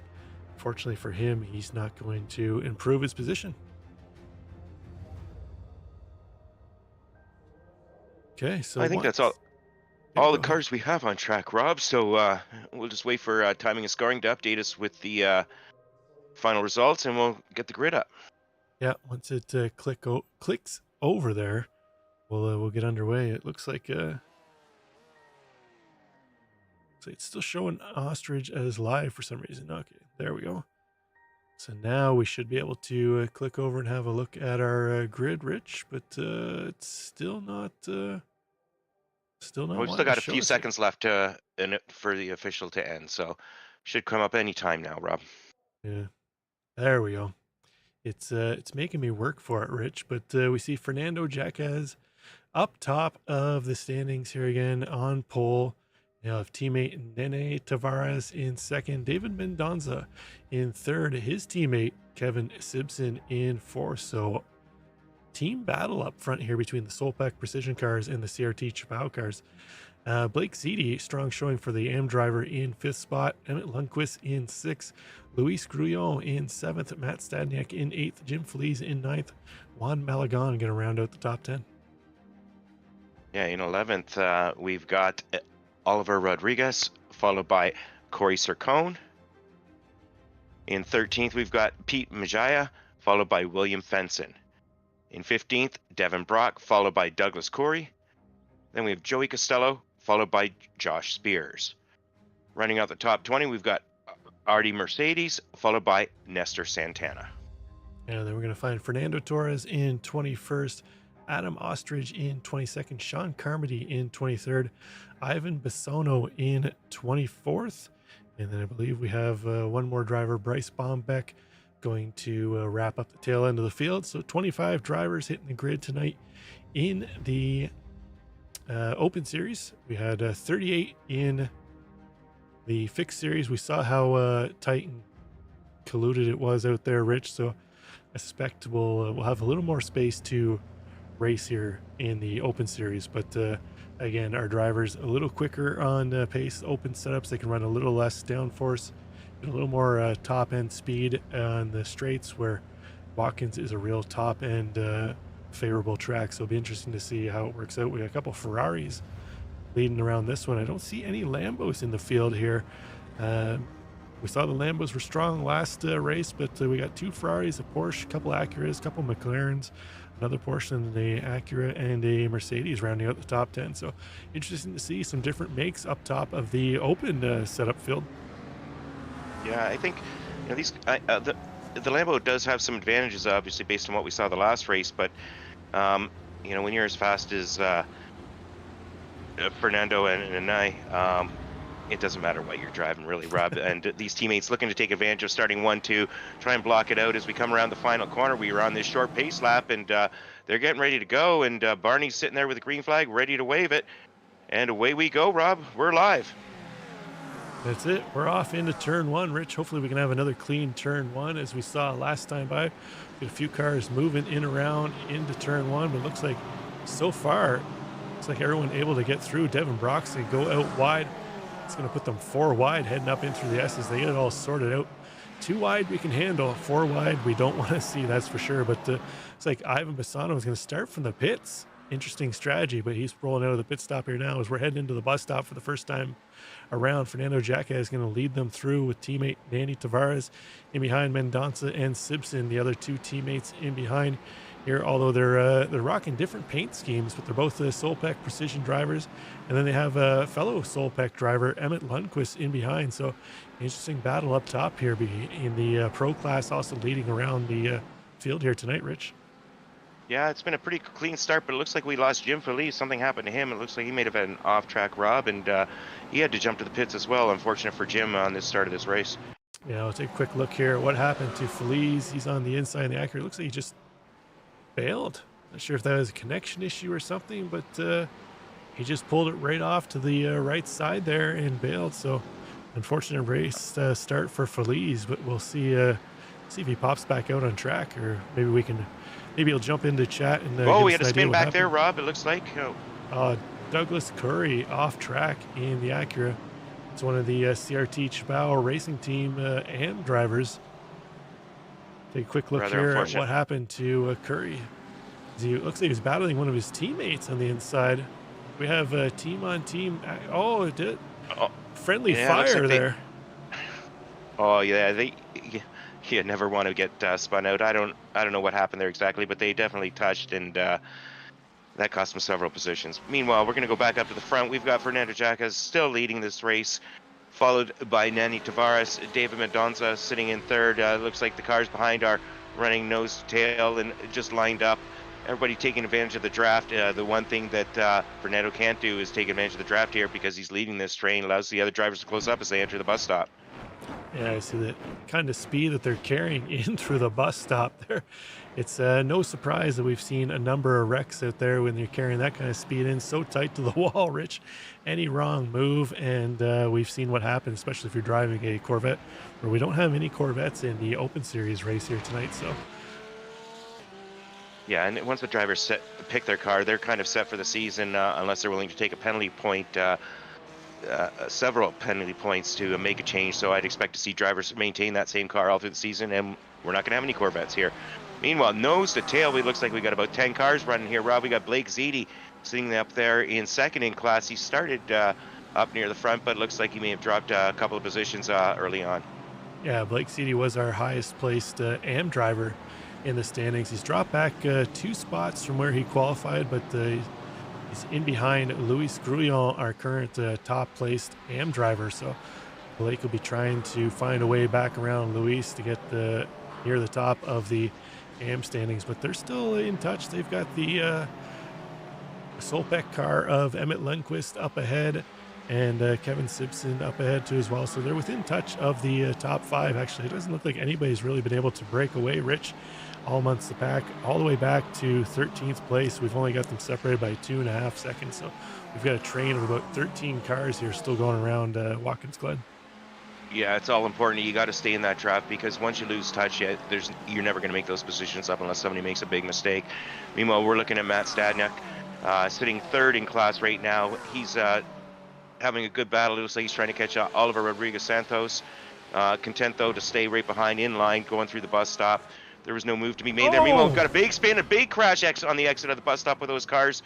We're going to have to take a look back and see what happened. It looks like one car got a little loose, and other people had nowhere to go. Yeah, that looked like the Solpec, couple of the Solpec cars there involved in that. We've lost, it looks like Kevin Simpson was involved in that, and it looked like maybe Juan Malagon too as well, but I'll get a replay queued of that shortly. We just caught the tail end of it. Like Blake Seedy might have been involved too as well, but fortunate like to see that early on. But again, in the bus stop, Rich, we've seen so much happen in the bus stop. And here's a quick replay to see if we can pick up what happened. Oh, looks like Lindquist just got sideways. His teammate Simpson. Oh man, heavy hit there. Not sure who that was. It might have been Luis Grullon, I think, caught the back end coming through there. We'll see if we can jump on with his cockpit. Oh, nowhere to go. Just get tagged on the back end. Yeah, when a car goes sideways, you're blocking the whole track, and those guys are coming through there at such high speed.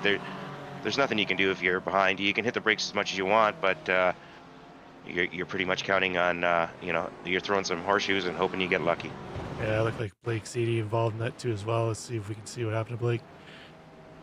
Off track, got pinched in the wall. Oh, I'm not sure which Acura that was in behind. That's the 44 car of, who was that? Oliver Rodriguez Santos. Let's see if we can get a onboard of him coming through here. Oh yeah, there's not much he could do through there, Rich. He was just that's smarted on board as a passenger. I hope he's not using his direct drive wheel with the force cranked up, because his wrist just got a workout on that one. But that's going to open up a bit of a gap up the top of the field. Jacques is starting to leg out over his teammate Tavares. He's got 8/10 now over Tavares. David Mendonça keeping Tavares in check. He's 5 cents back of him, but then we got a ways back to Juan Malagon as that pack that we had stretching all the way back to 13th place after that incident.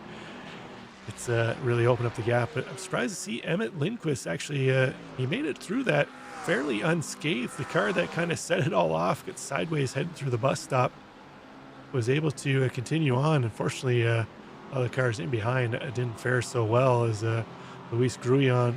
Now he was trying to hold off Blake Seedy, his fellow AM driver, in behind, but now he's got Matt Stadniak's going to take up that charge. And behind him in the SRTE orange car, he's got another teammate, sister team, Corey Cercone, in the SRTE green team. So that's our battle for the top 3 in AM. Yeah, rather unfortunate for that incident earlier, but we've still got good battles going on through the field. Corey Cercone sitting 3rd in class right now, having a good, nice battle here with Matt Stadniak. Interesting to see how these drivers make out. I'd like to see the rest of this race go through clean. We're on lap 5. We're only 7.5 minutes into this 40-minute race. We got pit stops coming up, but meanwhile, we're looking off the back of Luis Grullon. And Luis Grullon has got Matt Stadniak all over the back bumper, but it doesn't look like he's going to make a move. As I say that, he dives down the inside, then tucks back in, and content to just sit behind him through the bus stop. Yeah, wise move. We've seen plenty of carnage in through the bus stops tonight, Rich. We can definitely advise that you don't really, unless you make the move before the bus stop. We've seen here tonight that it's not worth trying to go 2x2 through there. But Cercone, he's putting a little pressure on his sister car teammate of Matt Stadniak. Cercone might have a little more pace. Stadniak might be a little bit of a cork in the bottle here, holding up Cercone. We saw him and Blake Seedy last week at Red Bull Ring, kind of working together, where it looked like Cercone was holding up Seedy a little bit, and then he found another gear and started to pull away. But right now, it looks like it's the SRTE orange car of Stadniak that's holding up teammate SRTE green car of Corey Cercone. Yeah, it's been a battle, and I've just been told actually it's Matt Stadniak. So sorry about that, Matt. Stadniak. We've been pronouncing you a little wrong throughout this race and last week, but Corey Cercone having a nice, good, close battle here, trying to maintain his position on Matt. Matt's trying to stick to the back bumper of Luis Grullon. We've got 5 cars through in this battle, and Corey right now is the 3rd car in that field, and it's a matter of how you got to get a great exit out of turn 1 here. Yeah, let's take a quick look here. Something happened to Adam Ostrich a little farther back in the pack. This might be a solo spin heading into the boot section. In the Porsche, he's going to run out wide onto the grass. He's going to lose the back and around on that one. So keeps it off the wall. He'll be able to keep going, but it's going to cost him some time. Yeah, we got the 3 cars here, content to just maintain their positions, not trying to make a late lunge. Nobody was close enough, and there's no sense taking a risk when there's no reward in that situation. Luis Grullon still maintaining 1st place in class, and he's 6th overall, Rob, which is a fantastic positioning for the amateur driver. Yeah, definitely nicely done by Luis. Up 1 spot from where he qualified, 6th overall. So we've had quite a few of the AM drivers actually towards the front of the field, but we've lost. We lost three of our pro drivers. So pro field only about 10 or 11 cars as it is, and we've lost a number of them now. So unfortunate for them, but their standings are taking a bit of a hit. But that means a good points haul for the rest of our pro drivers here tonight. But let's take a look back up front as David Mendonça still trying to find a way to catch up to Tavares to make a move around him. He's currently holding the candle for the Solpec team right now, as a couple of his teammates didn't fare so well early on. But Juan Malagon starting to drop off the back of the pack there, but that's the other CRT Chabao Racing team driver. So they got all three of their pro drivers still up in the top 4, Rich. So right now would be another strong haul for their team championships points total. Oh, definitely it will be. Juan's having a decent race so far. Let's go back a little bit through the field. We've got Devin Brock sitting in 9th in AM. Devin right now is trying to make a move on Fernando Torres. It's just no move to be made, but he's getting a nice exit out of here. Let's see how he does coming up down this long straightaway, entering the bus stop, if he can pull a draft and try and close that gap a little bit down. Yeah, the vacuum cleaner just doesn't quite have enough top speed to really get a run through the S's. from that far back. So I suspect the Porsche Fernando Torres will be able to hold off Devin Brock. But Brock going to be a little better on the brakes. The Acura definitely has probably the best braking out of all the GT3 cars in the field, in my opinion. So you see it through the braking zone there. He's able to close it right up. And again, as they head into the boot, I suspect he's going to close that gap a little more. But where it gets into the high-speed, twisty sections, that's where the Porsche is really going to shine and start to pull out. As we saw, the Porsches were really strong in the fixed series, and there's really no reason they shouldn't be strong here too as well in the open series. Yeah, as long as you can keep that back end from swinging around, you all should be good. And it'll be interesting to see how Devin does here with running that Acura, because as we saw in the first race, the Acura seemed to be a little better on fuel economy. So it may not have the top end, but it may be a little beneficial when it's pit lane time. Yeah, we saw the Acura driven by Mackenzie able to go that extra lap for the fuel run. That actually picked him up a few spots. We'll see if Devin Brock able to have the same luck here, as we see the was it the McLaren of Nestor Santana dropping a tire off into the grass. He's going to go wide there too as well. So Santana trying to throw that car around as hard as he can, try to make a move on Brock. Looks like Brock's going to go for the undercut.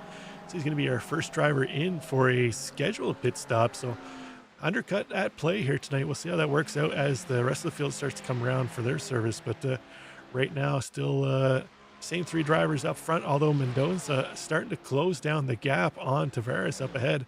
The Porsche looks like he's got a little more straight line speed than the Ferrari. You see Mendoza really closing up the gap into the bus stop there. In the draft, the Porsche is really in its own there, Rich. That's where it's really shining. So he's tight on the back of Tavares now. We'll see if Mendoza's got anything to offer here as they head into the boot section.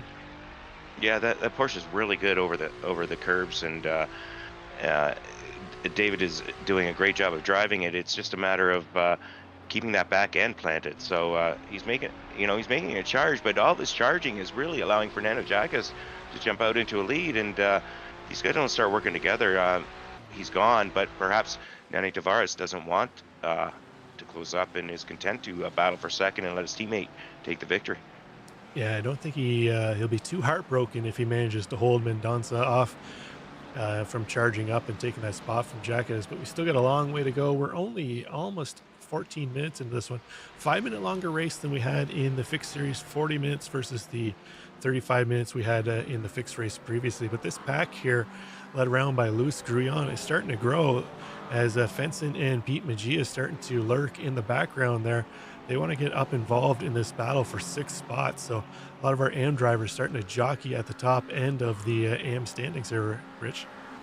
Yeah, it's definitely a nice close battle, and great racing, great hard racing. To be honest, I'm a little surprised we saw Devin Brock come in so early. He must have been right at the beginning of that pin window, because he came in at the 12-minute mark, Rob. Be interesting to see when these other drivers decide to take their pit stop. I would expect most of them to go very, very late. We're following Corey Cercone in this. We're sitting third in this pack. He's trying to make a move on Matt Stadnick, or at least hang tight and close that gap up a little bit. But right now, it looks like everybody's just content, nose to tail for now. Yeah, they're going to stay nose to tail through the bus stop. Everybody pretty calmly through there. That's what we'd like to see. We've seen enough carnage through the bus stop. We don't need to see any more. We want to see some passing on track, not wrecking. But Grullon is starting to feel some pressure from Matt Stadnick as he looks to the outside, looks to the inside, trying to fill the mirrors of Grullon now. Porsche versus McLaren here. The McLaren generally one of the better top speed cars, so he'll be able to stay out in front for the high speed stuff, but the Porsche is really going to shine in the twisty boot section here, and that's why we're seeing Stadnick really starting to pressure the back end of the McLaren up ahead. But he's starting to feel a little bit of pressure from his sister car of Cercone in behind too as well in the Acura, another car that's fairly good in the twisties, and I mentioned earlier really great on the brakes but lacks a little bit in the top end. So Cercone really going to have to utilize the draft to stay with that pack. Yeah, and these drivers are doing a great job of maintaining their positions. Nobody's making a mistake, and really, I think each driver's looking for the guy ahead of him to make a slight error, because that's the best opportunity to make position change. Meanwhile, we've got Artie Mercedes battling it out here with Joey Costello. Artie's trying to make a move up to 6th in class, and right now sitting 7th. They're nice and tight, and he's making a dive up the inside, but wisely pulls back. He just didn't have any overlap there, and there was nothing to be had. So try and wind it back up, get back in draft, get a great exit, and see what happens as we exit, as we come into the bus stop. They really got to start closing up that gap, though. Otherwise, the lead pack is just going to pull away from them. Yeah, a bit of a CRT or Chpao Racing CRT SRTE orange battle here, but we got to get Artie Mercedes. He's going to have to go into the SDK driver app and change his profile picture about 90 degrees there. He's looking a little I think tired. he's lying down on the job, side. Rob. I'm sure he'll see that on the broadcast and remind himself to go and change it. But either way, he's just or he just wants to throw us off. But we'll drop back here a little bit farther as we got Fernando Torres trying to chase down Josh Spears up ahead. Josh, one of our pro drivers, a little further back in the field here. So not the greatest race for Josh. I don't think did he start at the back or did he qualify? No, he qualified. He's up 4 spots. So Josh trying to work his way through the field here. Right now he's battling with Fernando Torres and Nestor Santana just up ahead. So Santana, I believe he's going to be one of the CRT Chpao drivers. I didn't get his information before the race, so I'll have to find out which team he's on. We can plug that in later, but he is rocking the CRT Chpao paint scheme, the purple and white, so I suspect he'll be in that cohort. Yeah. One thing I noticed, Rob, as we go, we got this 1, 2, 3, 4, 5 car battle, and looks like Matt Stanek going up the outside and Luis Guillon protecting the inside, and they fall back in line. Nobody making a move now, just trying to avoid making a mistake, and it looks like Luis may have got a little worse exit than Matt, but these drivers are all tight now. There might be some calamity up here at the bus stop, Rob, if this keeps up. They're tighter than they've been all race. Yeah, it's going to be a matter of who starts to lose patience here before the others. You see them starting to spread out a little wider going up as Sircone looking to the inside of his teammate, or he possibly just going defensive to try and keep fencing in behind him. But either way, he had to duck out of the draft, but it looks like Sircone compromised his bus stop a little bit, fell back some, but through the twisty section, able to close back up on teammate Statnik up ahead. So I'm not really sure who's the quicker car here, Rich. We've seen a little bit of give and take. Some of the cars excelling better in their specialty area, but Sircone and Fenson starting to battle it out here for 8th overall. Fenson looking to the outside. Sircone going to take a tighter line. Fenson going to try the crossover, but he's not going to be able to do it. It's going to compromise him a little bit into the heel of the boot. Yeah, making the crossover there, very tough move to do. It just, with that bank corner, all the speed's on the outside on the exit, and he had to take the inside. There was just that wasn't going to happen, unfortunately. Yeah, unfortunate for him, but so we pop just up ahead. Fenson, see what he sees. He's kind of in the middle of this battle. Almost looks like he might be getting a little impatient, trying to force a maneuver on Sircone, but Sircone doing the best he can to try and protect his sister team up ahead, but all the while trying to move up a spot too as well. As a little slower sector through there for Sircone, dropped him off the back of Stadnik up ahead as Stadnik and Gruion starting to open up a little bit of a gap there. Let's check back up on our leaders. As it looks like Tavares has found another gear here. He's been able to open up 8/10 over Mendonça. Fernando Jaca is his teammate, another 1.6 seconds up the track. So kind of status quo for our top 3. Juan Malagon kind of hanging back there in 4th. Emmett Lindquist in 5th. And then we get into that battle that we just saw earlier on. Yeah, it's been a little bit of a driving exercise for Fernando. He's started at the beginning at the front and just maintaining that. But we're going to go back to where the battle's really happening. Luis Gruion sitting there. He's got Matt Stadnik still all over the back of him. It looks like Corey Sircone is still maintaining. He hasn't lost places here, and he's tightening it up on the twisty section as we expect him to do. So these 5 drivers are battling hard, nose to tail, but nobody's really making any position changes the last few laps. Everybody's just battling hard, but staying where they are. They're certainly not able to catch up to the leaders at this pace. It looks like they're just happy to battle it out amongst themselves. Yeah, you see them kind of going various lines here, Rich, trying to be a little defensive and hold on to their position too, as well as we see Stadnik and Sircone really using all the runoff there. Gruion, not so much. He might be giving up a half a tenth or a tenth there by not really using up all the width of the track. Again, try and maximize his exit speed, as much as he can. But that McLaren as I mentioned earlier, it's got the legs. It's got the top speed legs. You can see in the high speed sections, he's able to open up a bit of a gap over Stadnik, but it's in the twisties where Stadnik closes out. So as long as Grullon can stay a tenth or two ahead of Stadnik, once they get to the high speed sections, you should be able to hold on to that position. Yeah, it looks like they're gapped a little bit further apart right now than they have been the last couple of laps. So, you know, Luis is doing a great job of maintaining his position and his hold on first place in the M. We're more than halfway through this 40-minute race, and you know, these guys all still have a pit stop to go. So it's right now. What do we have here, Rob? We got Blake Ziti not having a race to remember as he comes through the bus stop again, and he's going to tag the wall. We saw him get tied up in that big wreck at the bus stop earlier. So Watkins, not a friend of Blake Ziti here tonight. Yeah, I think they'll be happy to move on and say goodbye after what's happened to poor Blake tonight. He had a great race going, and unfortunately got caught up with a spinning car ahead of him.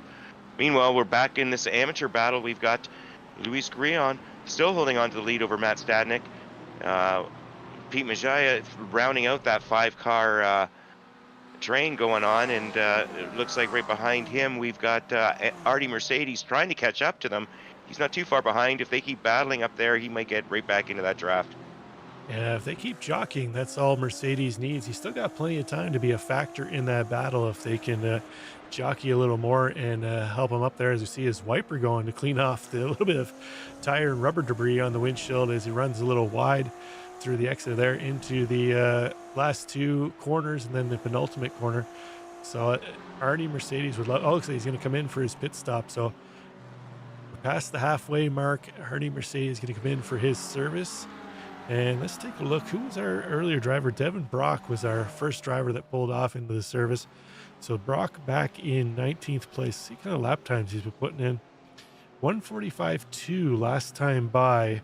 And he was battling with the pack that's now Grullon, Stadnik, Sircone, Fenson. They're putting in 144.3s. So I'm not sure if it was the best choice by Brock to duck out of that draft train that he was in to come in for service. It may end up being a ill-advised move unless he had to come in for some other reason. Maybe he had a black flag or got a little damage somewhere. But right now, not looking like the undercut was the best choice. No, definitely not. He can't afford to lose half a second to a second a lap, and not for that many laps. You know, you might get away with it 1 or 2 laps, but he came in real early. Meanwhile, we're back up to the front. Fernando Jacques still maintaining this lead. He's held on to this lead since the green flag, and he's broken the draft train. He's got a 2-second gap to second place teammate Nani Tavares, and it looks like David Mendonça is trailing and slowly losing pace with Nani as well. Yeah, Jacques last time by a 143.6, Tavares 144 flat, and then Mendonça 144.1. So Mendonça's pace starting to drop off a little bit.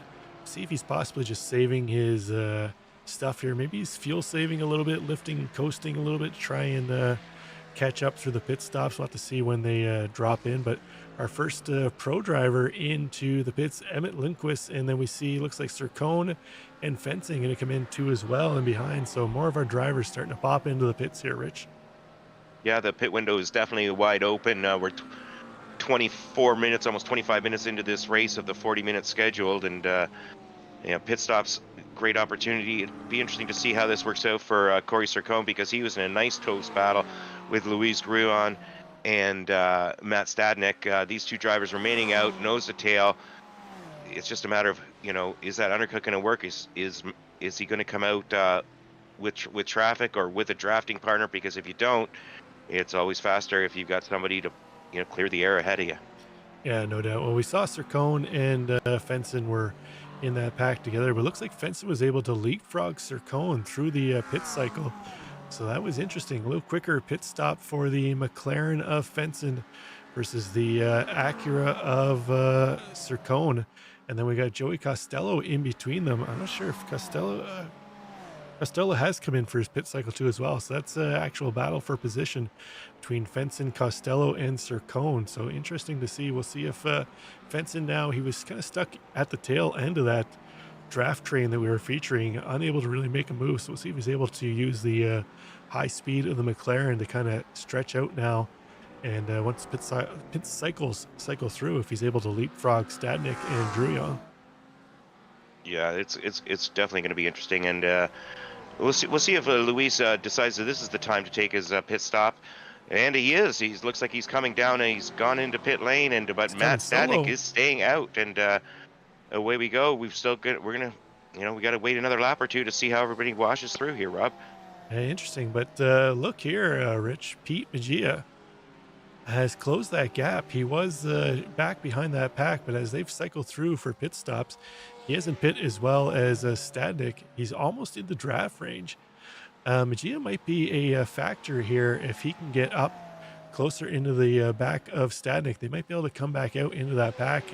He's been fighting hard to get up into that pack, so it'll be interesting to see. He's up 7 spots right now until the pit stops cycle through, but Magia, watch out for him. He might be a factor as the race goes on.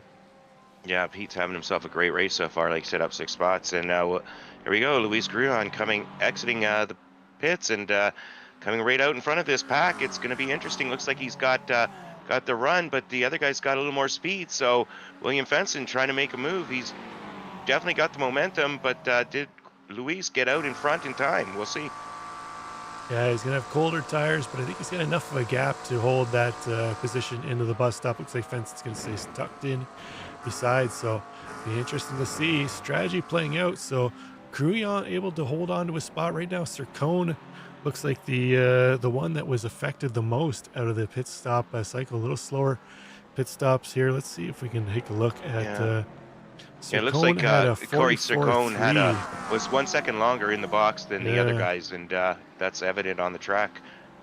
I wonder if that was just a added fuel load, or if just the battling he was doing up at the front of that pack used up a little more fuel. But we've got a 4-car pack here being led by Grullon, Fenson, Costello, and Sircone in tow.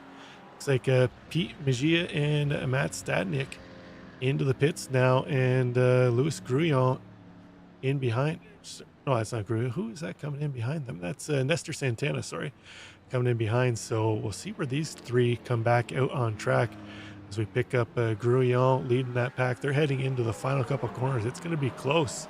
I'm not sure if this is going to work out for Stadnik and Magia. Yeah, this is the last lap. I think people can come into the pits. So after we get around turn 1, we're going to see where everybody lies. And here they come. We've got an exit from Matt Stadnik. Looks like he's maintaining his position, but no, staying out has cost them. It looks like they've lost a couple of places, and they're moving right to the back of that pack, it looks like. Looks like Stadnik going to cycle into 3rd in the pack, just ahead of his teammate of Joey Costello, but Costello's going to have the warm tires, try to make a move around the outside. They'd be best advised to get tucked in line, try and chase down those 2 McLarens up ahead, but Grullon and Fenson going to go too wide in the bus stop. I would have advised to stay nose to tail, those 2, try and leg out in front of the teammates in behind them, but they got the better of it through the bus stop. Fenson tucked back in behind, but that might have cost them the ability of Rich to run away from those 3 cars in behind. I was really worried about the 3 cars in behind because they looked like they wanted to go 2 by 2, and we know how that works out usually in the bus stop. Meanwhile, it's the two cars got a slight gap, but the 3 cars are, I think, going to work their way back up, and as long as they drive clean, they should pull that right back up, and we should have another 5-car battle real soon. Probably by the end of this lap, they should be all tightened up again, I hope. Yeah, so through the pit cycle, Luis Grullon able to stay at the front of this pack. William Fenson picked up, by my record, 2 spots. He was able to leapfrog Stadnik and Sircone. Actually, I guess it'd be 3 spots because Costello wasn't actually a factor in that draft pack. He was off cycle, but he's found his way into this battle now. So Fenson actually picked up 3 spots through the pit cycle. Sircone unfortunately lost, looks like about 2 spots. Stadnik stayed about where he was. So Fenson, the real big winner through the pit cycles there. The 2 McLarens able to jump up to the front of this pack. But let's head back up front, check in on our leaders. Jacques is still holding 1.3 seconds over. Oh, David Mendonça got around Nene Tavares. Not sure if that was David had himself a fabulous pit stop. He was a second and a half quicker in the box. So it'd be interesting to see, did he take enough fuel? Here it is. That's going to be a concern. They're because coming out of the pits. He was able to leapfrog big time. He was a second and a half ahead of the entire field, basically, in terms of time in the box. So, did he save fuel on the opening stint, and was that why he was falling behind? Or did he underfuel at the pit stop? We'll find out. I mentioned he might have been fuel saving when he dropped back, a little lift and coast. So we'll see if he's got enough to push to be able to make it to the end. Is he's going to have to hold off Tavares. Tavares is putting in some quick lap times earlier, so we know he has the pace. He's got a fast lap. Actually, Mendonça and Tavares, exact same to the 100th. Quickest lap time, Rich, 143.77 for both. Unfortunately, I don't go to the thousands, but you don't get much closer than that as far as raw pace.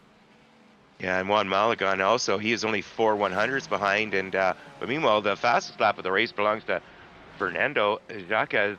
He's 2/10 quicker than the other guys, but and right now he's got himself a nice 1.5 second gap to David Mendonça, sitting second place. Yeah, with what do we've got? About a little over 8 minutes to go.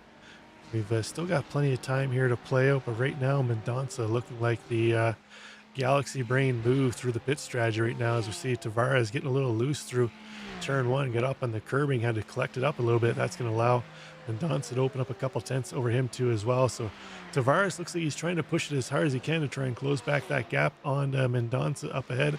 And then they've got their teammate Juan Malagon in fourth, and Emmett Lindquist is going to round out the top five. Still fairly spread out at the front of the it's the top five in the overall. It's also our top five in Pro 2 as well. But let's check back in on this battle in AM at the top of the AM stand. These guys still nose to tail, Rich, as they head into the bus stop. Yeah, and it looks like that that little gap that the first two drivers here had is closed up, and Luis Gruon doing a great job, still maintaining a lead on this five-car field. William Fenson, though, taking full advantage of pit strategy in his pit stop. He's jumped all the way up to second and holding on tight, and following back Matt Stadnick, he's closed up, and right behind Joey Costello. Corey Sircone, a little poor pit stop, but right at the back of this pack and looking to make some moves. Yeah, I'm actually surprised to see Pete Magia that far back off the pack. It looked like he came in, he had closed the gap up on Stadnick as they head into the pits, but Pete Magia with a 44 flat pit stop time to 42s and 41, so the cars up ahead of him. The longer pit stop time has cost him being in that battle. So we have some fans in the chat for Fernando Torres. Let's hop back and take a look and see how his day's been going. The Puerto Rican driver. Fernando Torres. He's our one and only, as far as I know, Puerto Rican driver. It's nice to see. We've got drivers from all over, Rob, in this field, and Fernando doing a great job. He's sitting 9th in the amateur class. He doesn't have anybody to battle with right now, but he's, a 4-second gap to the car ahead and 8 seconds to Blake Seedy behind. But he keeps maintaining, and he's up 6 positions on the day. Good job, Fernando. Yeah, nice run by him. We really have a little bit of international flair in the Open Series here. We've got a number of Dominican Republic drivers. Actually, we got 1, 2, 3, 4, 5, 6, 7, 8 of them in the Open Series. We've got Fernando Torres representing Puerto Rico. So the Caribbean country is well represented here. And then we've got an Aussie in William Fenson. And then a number of Americans and the Canadian of Adam Ostrich. So very international field here in the Open Series. Yeah, they've done a great job of getting people out and joining this race. As we go back into this pack, we got Joey Costello sitting fourth I believe he's fourth in the pack, and he's fourth in amateur right now.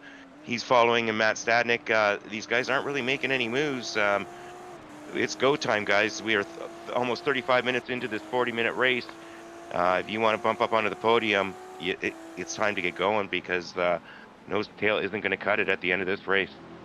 Yeah, it seems like I suspect the 3 SRTE drivers, although on various teams, don't really want to try and compromise each other. So it's, unless something happens, I don't see one of them really trying to make a move on the other. So I think the real battle here is going to be between Fenson and Gruillon, as Fenson looking fairly aggressive, looking in and out on Gruillon, trying to find a spot to go around him.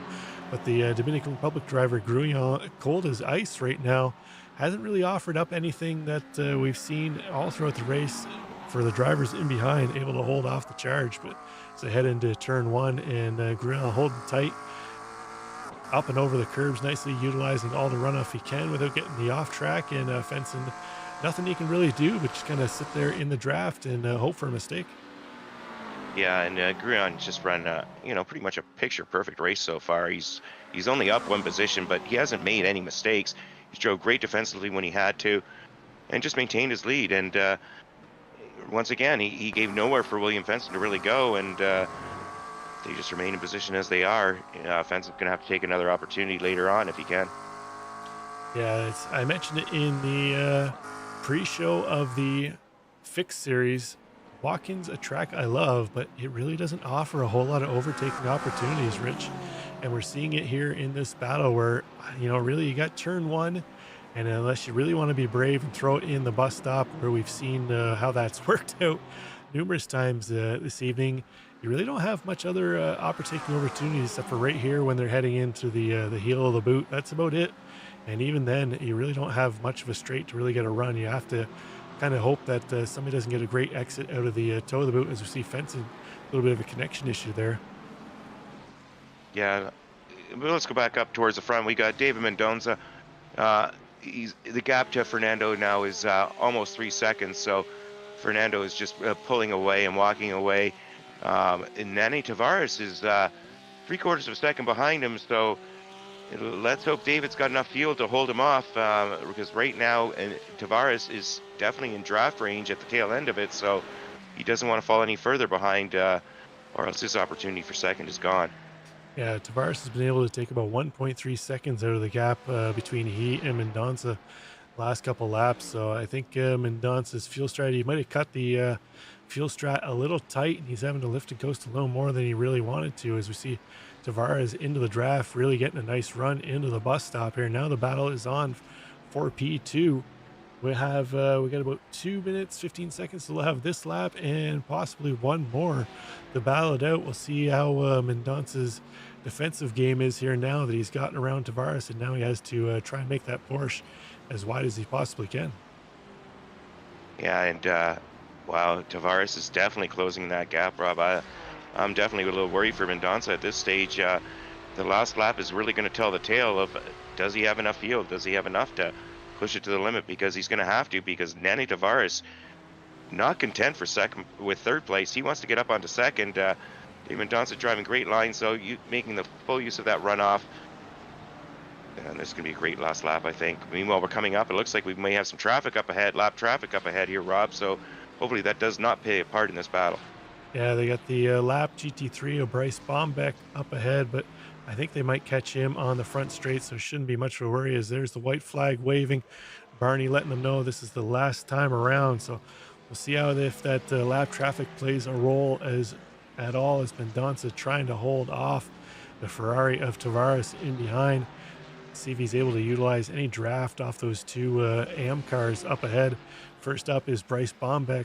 I suspect Bombeck will let them by without much hassle, but into the draft zone, Tavares is going to have the draft. Mendoza giving them the razzle-dazzle, letting them know he's going to the outside. So far, it doesn't look like Tavares can be close enough to make a dive into the bus stop. He's going to have to stay tucked in and hope for another spot as they head through the bus stop, utilizing all the curbs that they can. Mendoza actually opened up the gap a little bit through the bus stop there. Looks like Tavares got a little unsettled, had to gather it up, could get quite back into the throttle as early as he wanted to, Rich. Yeah, and I that lap car, Bombeck, I think helped Mendoza, even though he gave him the razzle-dazzle. Allowed him to get just a little bit of a draft so that Tavares couldn't close that gap a little more, but Tavares isn't content for third. He's sticking it up right close into the back of that Precision Racing car. We've just got a few more corners to go here, Rob. It's going to be interesting to see if he can make it a nice move, and Tavares can close up tight enough to at least attempt to move.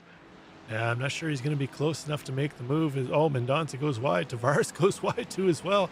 But Tavares able to stay tight on the back of Mendoza. So barring any mistake here by Mendoza in the last couple of corners, he should be able to hold off Tavares as long as he's got enough fuel to as well. Back up, and we'll take a look at our leader here, Jacques, into the final corner. He's going to take race 2 of the Open Throttle Freaks series across the line, and we'll pop back. Mendoza going to hold off Tavares to take second spot. So he had enough fuel at the end, Rich, able to bring it home in P2. So well done, Balagon going to come home fourth, and Lindquist survives to bring it home fifth. But we'll check back in on this battle. Looks like Fenton was able to get away from Sircone and Costello. Not sure what happened to Luis Grullon. Oh, the front end of Grullon's car is tore off. We'll have to see quickly if we can see what happened to Grullon here. Let's take a look what happened to our leader of that pack of the M Class 2 as well. So he went wide, fell back, Fenton able to get around, Stadnik get around. Looks like he just had an issue with Stadnik, kind of tapped the corner, then Stadnik caught him, sent him into the wall. Unfortunately, they both get turned around. That is suboptimal, Rich, to say the least. Oh, no. An unsafe backup there took out another car. That was Josh Spears. Got inadvertent damage on that one. That's the Marshals stewards probably aren't going to be overly impressed with that. But let's see if we can get a chopper cam view of the Josh Spears is not too happy about that, I'm sure. I don't imagine Spears is all that happy, but you see Grullon on the inside. Just looks like I'd say it's kind of just a racing incident there. They tap, but keep an eye here on Grullon's rejoin. He's going to back up here. Fortunately, Spears coming around. He's going to get caught there. You got to be watching your relative at all times. So I think Luis was trying to make up that position he lost by going real wide, and maybe just sent in a little deeper than he needed to. That's unfortunate to the finish, but wow, what a great race by Fernando Jacas and David Mendonça. David, I don't know how you did it, but man, what great job in the pits and saving on fuel to jump Nani Tavares. So Nani Tavares finishing third. Then we had Juan Malagon in fourth, followed by Emmett Lindquist in sixth, and our amateur winner, William Fenton, followed by Corey Sircone. Eighth, we had Joey Costello, followed by Pete Majaya in ninth. Rounding out our top 10 tonight, Nestor Santana. And then we had Luis Grullon in 11th, Evan Brock 12th, Fernando Torres 13th, Josh Spears in 14th, Ivan Bassano in 15th, Matt Stadnik in 16th, Douglas Corey in 17th, Artie Mercedes in 18th, Adam Ostrich in 19th, and then Bryce Bombeck in 20th. We got our drivers that were all involved in the carnage early on: Kevin Simpson, Blake Cd, Sean Carmody, Oliver Rodriguez, and Jim Feliz. We saw pull off early on for a possible technical issue, but that was a hell of a race, Rich. But we've got just having a look here. Looks like we've got our second place. We got our second place driver, David Mendonça, in a chat here. David, we were talking as it went along here with your pit strategy. Looked like you were lifting and coasting maybe a little bit early on to try and save some fuel. You had a quick pit stop there, and then looks like towards the end you had to kind of save fuel a little bit. Tavares was able to catch you. Were you worried you might not have enough fuel to make it to the end at all? Yeah, for sure. I was saving quite a bit. I had nothing for Watkins or Tavares. They were just too fast for me. So I was like, well, my only option here is to save and try to get them in the pits. And then it was down to the wire. I think Watkins was trying to go an extra lap. I was panicking. But luckily we didn't go the extra lap. I was able to just finish.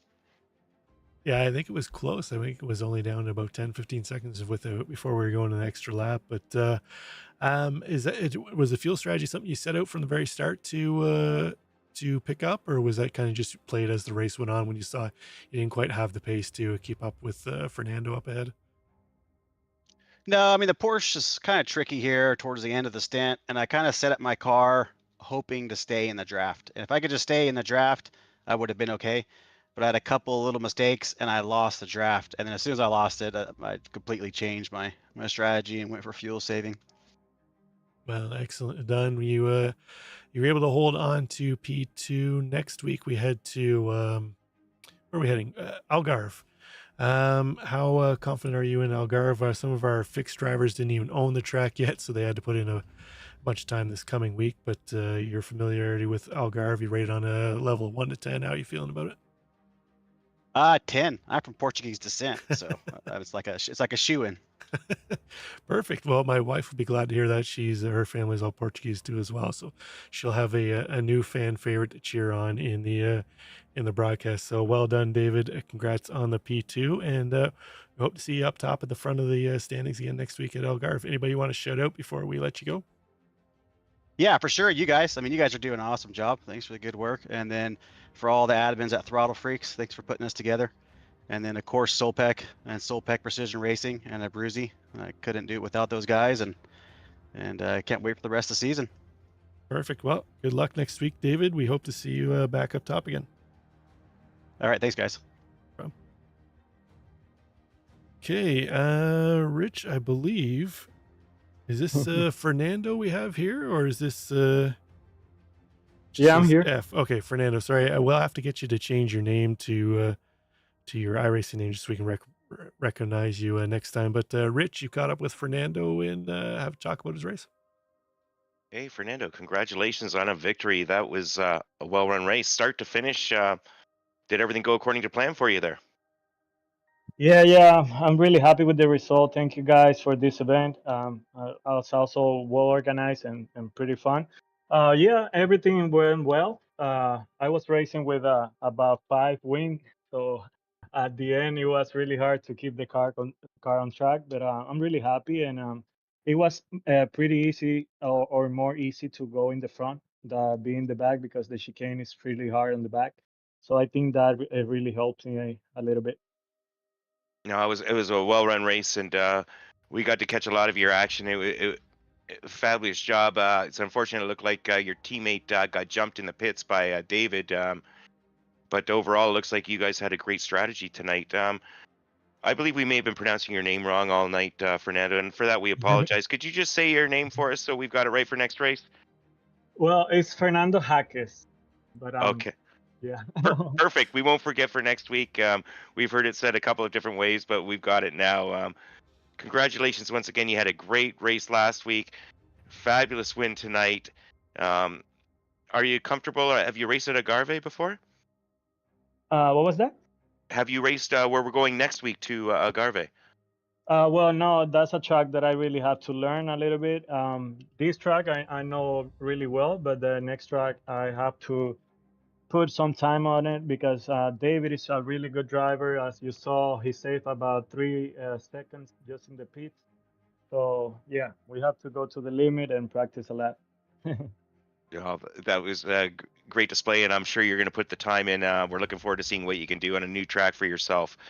Congratulations. Is there anybody you'd like to thank or shout out tonight with your victory?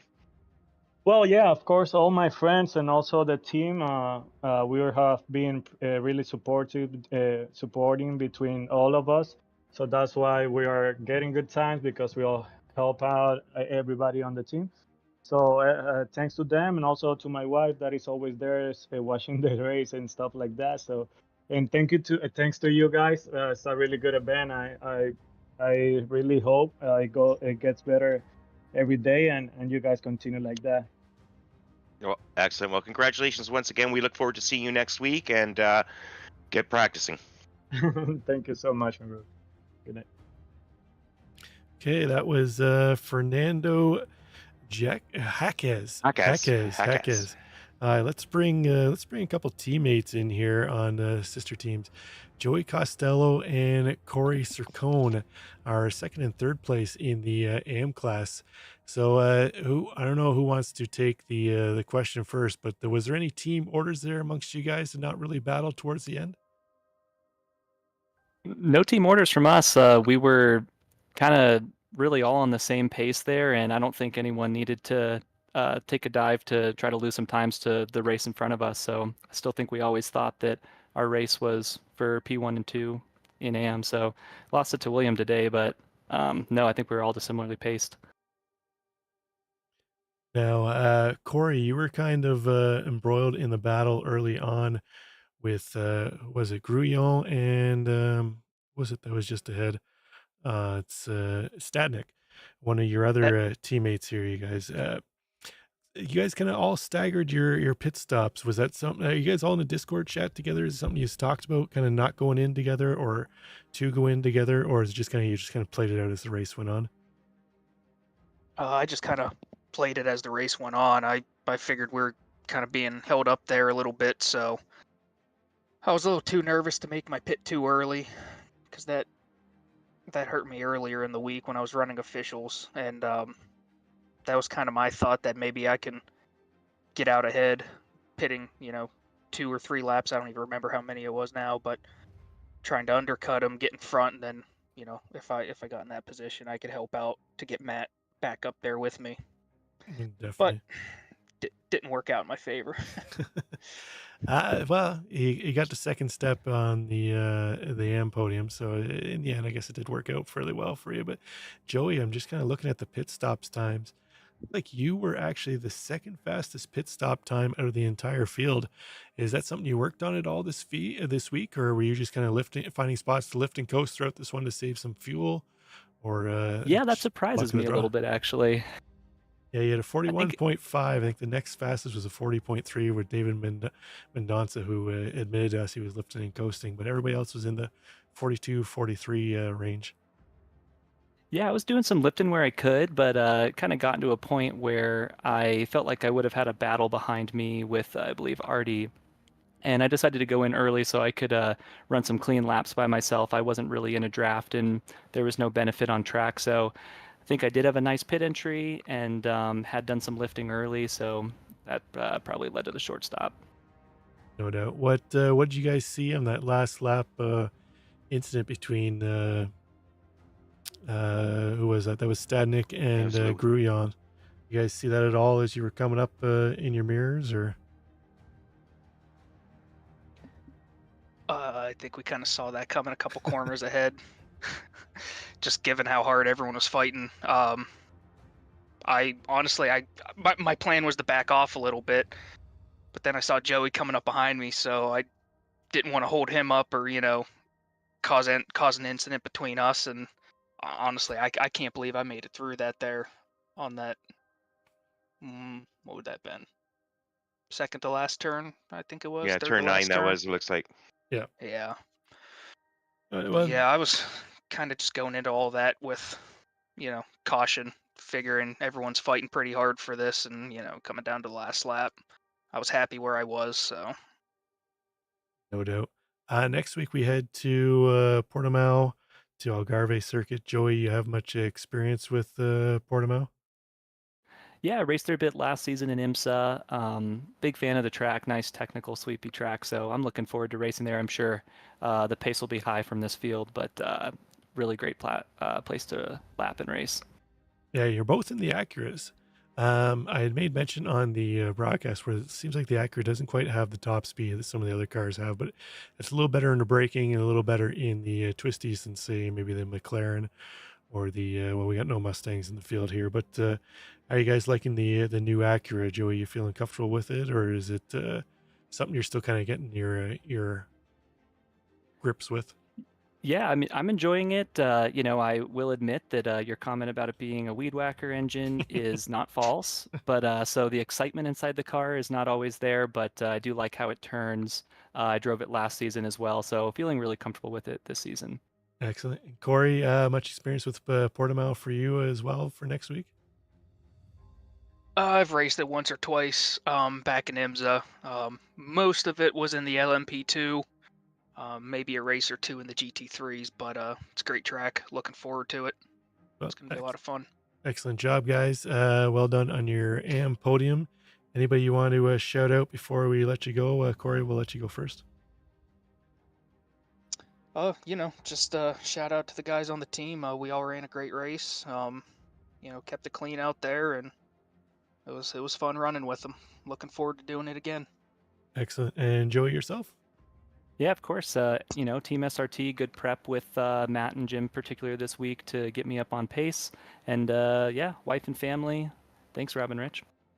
Perfect. Well, congrats, guys. Hopefully we see you up near the top of the field again next week. And best of luck to you until we talk again.